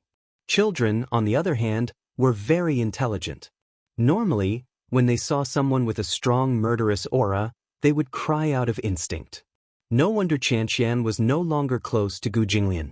Yun Shirshir only comforted her. Jinglian, it's okay. The child is still young. When he grows up, he'll naturally be closer to you. Gu Jinglian didn't know if he should nod or sigh. He asked, was Yueao close to his father since he was young? That's different. How is it different? Yueao was taken care of by Yaja since he was young. At that time, I was not in good health after giving birth, and he couldn't bear for me to tire myself out. He did everything personally for Yueao, including breastfeeding him. When Gu Jinglian heard this, he said indignantly, haven't I done enough personally? Chu Ho said, did you take care of the two little guys as well as I did? I cried whenever I got close to them. I couldn't help it. This means that they're afraid of you. There's no choice. Your daughter isn't close to you. Gu Jinglian was furious. That might not be the case when she grows up. Maybe when she grows up, she'll still be close to me. Just like Yueao, she's closest to her father. Chapter 45-54. Yu proudly hugged Yueao's shoulders. I'm the one closest to Yueao. Yueao likes me the most, right? Yueao's innocent eyes darted around, and she immediately slapped her face. No. Yu was speechless. Everyone laughed. Yu felt a little wronged. She reached out and pinched Yueao's face. She was angry at her heartlessness, but she couldn't bear to hit her too hard. She only asked eagerly, didn't you say that you like Big Brother the most? Not anymore. As Yueao spoke, she looked at Jing Yang and said in a childish voice, I like Big Brother Yang the most now. Yu looked at Jing Yang resentfully. Indeed. During her stay in the hospital, Yueao and Jing Yang's relationship was the best. It was so good that it angered both humans and gods. He had been jealous more than once, but because of Xiao Yichen, he had been very worried and neglected to take care of Yueao. Because Big Brother Yang plays with me. Yueao said, I like to play with Big Brother Yang the most. Feeling the sharp stab in his back from Yu's angry glare, Jing Yang was so scared that he buried his head and ate the cake. He acted as if he was an outsider who didn't know anything and looked innocent. Everyone laughed even more unbridled.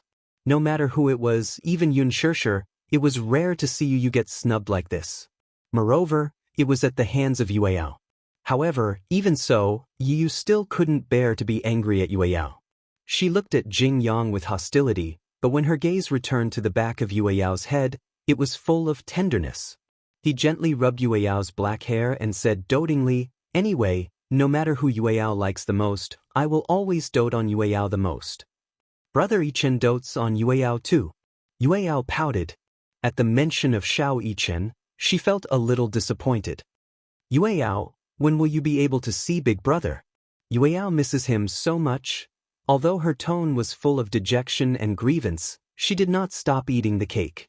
Everyone stared dumbfoundedly at Yueyao, who was happily eating the cake but was also worried about Xiao Yichen. For a moment, they didn't know whether to feel sad or laugh. Yu comforted her. Brother Yichen will recover soon. Really? Yueyao's eyes sparkled when she heard this. She bit on her cake spoon and looked up at Yu. What about us? Are we almost done? You'll be fine if you eat more. Alright. When she heard that she would be fine after eating more cake, Yueyao ate even more happily. Yun Shishir was a little worried. Will you gain weight if you eat like this? After all, there was so much sugar and calories in the cake. Yueyao had standard baby fat. Her face was chubby, and with a pinch, all her fingers could pinch was meat. It was soft and tender, but there was no meat on her body. Her stomach, however, would bulge like a little ball every time she finished eating. Yu hugged Yueyao lovingly. Such a small glutinous ball even had a strong milky fragrance on her body.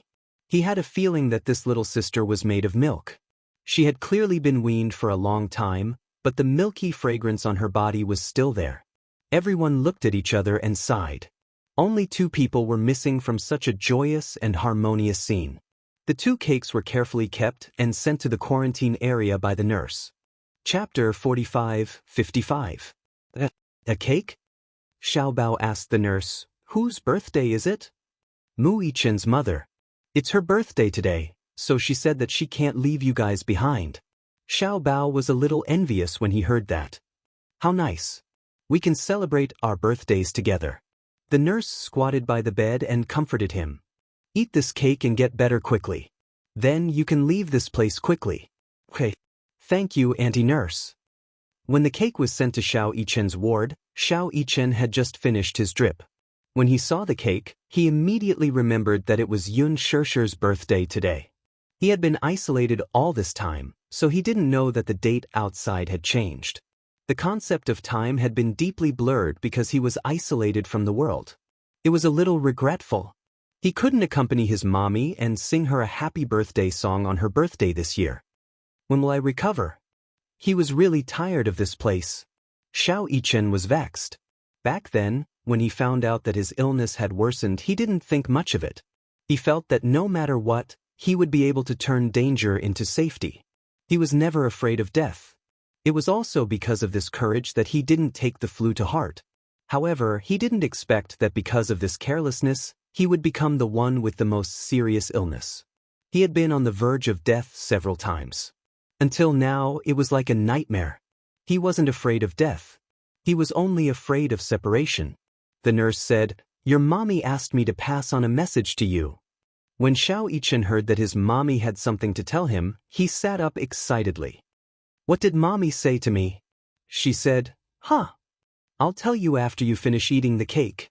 Xiao Yichen pouted and said coquettishly, "Nurse, tell me first. Don't bargain with me. This is a cake that your mommy personally made. But don't you want to eat it? If you don't want to eat it, can you give it to me?" "No." Xiao Yichen protected the cake that Yun Shishir had personally made. "Anyway, you can't eat this cake. Don't threaten me." "Alright, I'll eat it. Don't eat too much. It's too sweet. It won't be good if you spit it out." Xiao Yichen obediently picked up the spoon and took a bite of the cake. The cake was sticky, sweet, and mousse, but she didn't feel sick of it at all. Just the right amount of sweetness. It was so delicious that he wolfed it down. "Eat slowly." The nurse's heart ached as she watched him eat the cake. She couldn't help but say, "Your mommy said she misses you a lot." Xiao Yichen paused for a moment, and a teardrop fell onto the dining table. He closed his mouth tightly, trying to hold it in, but failed. He carelessly wiped the corners of his eyes. In an instant his eyes were wet. Because he rubbed them, they were red and swollen. Against his pale skin, it made people's hearts ache. "I miss mommy too." "So, you have to pull yourself together. Your mommy made a wish today, and it must be for you." Wishes couldn't be spoken out loud, otherwise, they wouldn't come true. However, everyone knew who the main character of this wish was. Yun Shishir's wish must have been for Xiao Yichen. She hoped that he would get better soon. Xiao Yichen finished all the cake. Actually, he didn't like to eat sweets, but because it was Yun Shishir's birthday and she had personally made the cake, he decided to eat it. Chapter 45-56. At the same time, East Africa. Due to the war, it was extremely difficult to find the only remaining shop. However, Alice managed to find it. Next to the hospital, there was a very dilapidated dessert shop. There was also a display cabinet selling cakes. However, the conditions were limited. The surface of the cake inside looked like it was smeared with very cheap cream. There were many places that had not been smoothed, and the appearance was not exquisite enough. However, it was not easy for her to find this shop in such a remote corner beside the hospital. There was probably a market further away. However, due to the conditions in East Africa and the recent invasion of war, there were refugees everywhere. Many shops that were lucky enough to escape the war had been smashed and robbed by the refugees. A cake like this was not cheap. It actually cost dozens of US dollars. Due to the war, the country's currency had been devalued. Only US dollars were allowed to circulate in the market. Alice bought the cake back. When Hua Jin saw that she had bought the cake, he found it a little strange. Where did you buy the cake from? A shop in a remote corner beside the hospital. A remote corner. He had already said that it was a remote corner, but she had still managed to find it. Alice paused and said, "Luckily, it's a remote corner, so it hasn't been robbed clean by the refugees. Many conspicuous shops beside the hospital have been robbed and closed. This place is remote, so it's still open." It's Xiao Jie's birthday today. Have you prepared a gift? Hua Jin frowned. They have prepared it. What gift? It's a secret. Hua Jin glanced at her coldly. I can't tell you.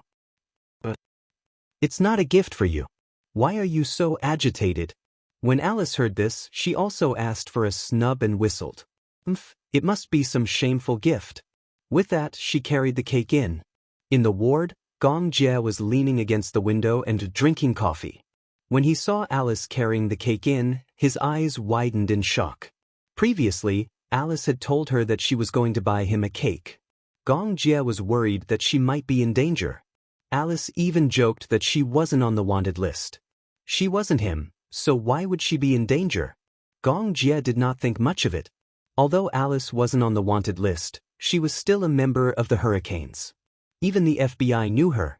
In addition, at this time, there were ruins everywhere. Why would they go to the ruins to find a cake shop? It was simply wishful thinking. He didn't expect that she would really buy the cake back. Unbelievable.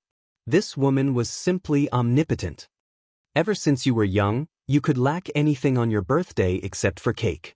Gong Jie was surprised and touched by Alice's kindness. It was so dangerous, but she still insisted on buying him a cake. Cake wasn't a tradition of the Gong family. It was just that after he was young, when he celebrated his birthday with his elder sister, the most important ceremony was to have a cake. Gong Jie was a very ritualistic person. Every birthday, Mu Qingqing would buy them a birthday cake. Although the cake was sometimes big and sometimes small and not enough for 3 people, it was essential to have a cake on a birthday.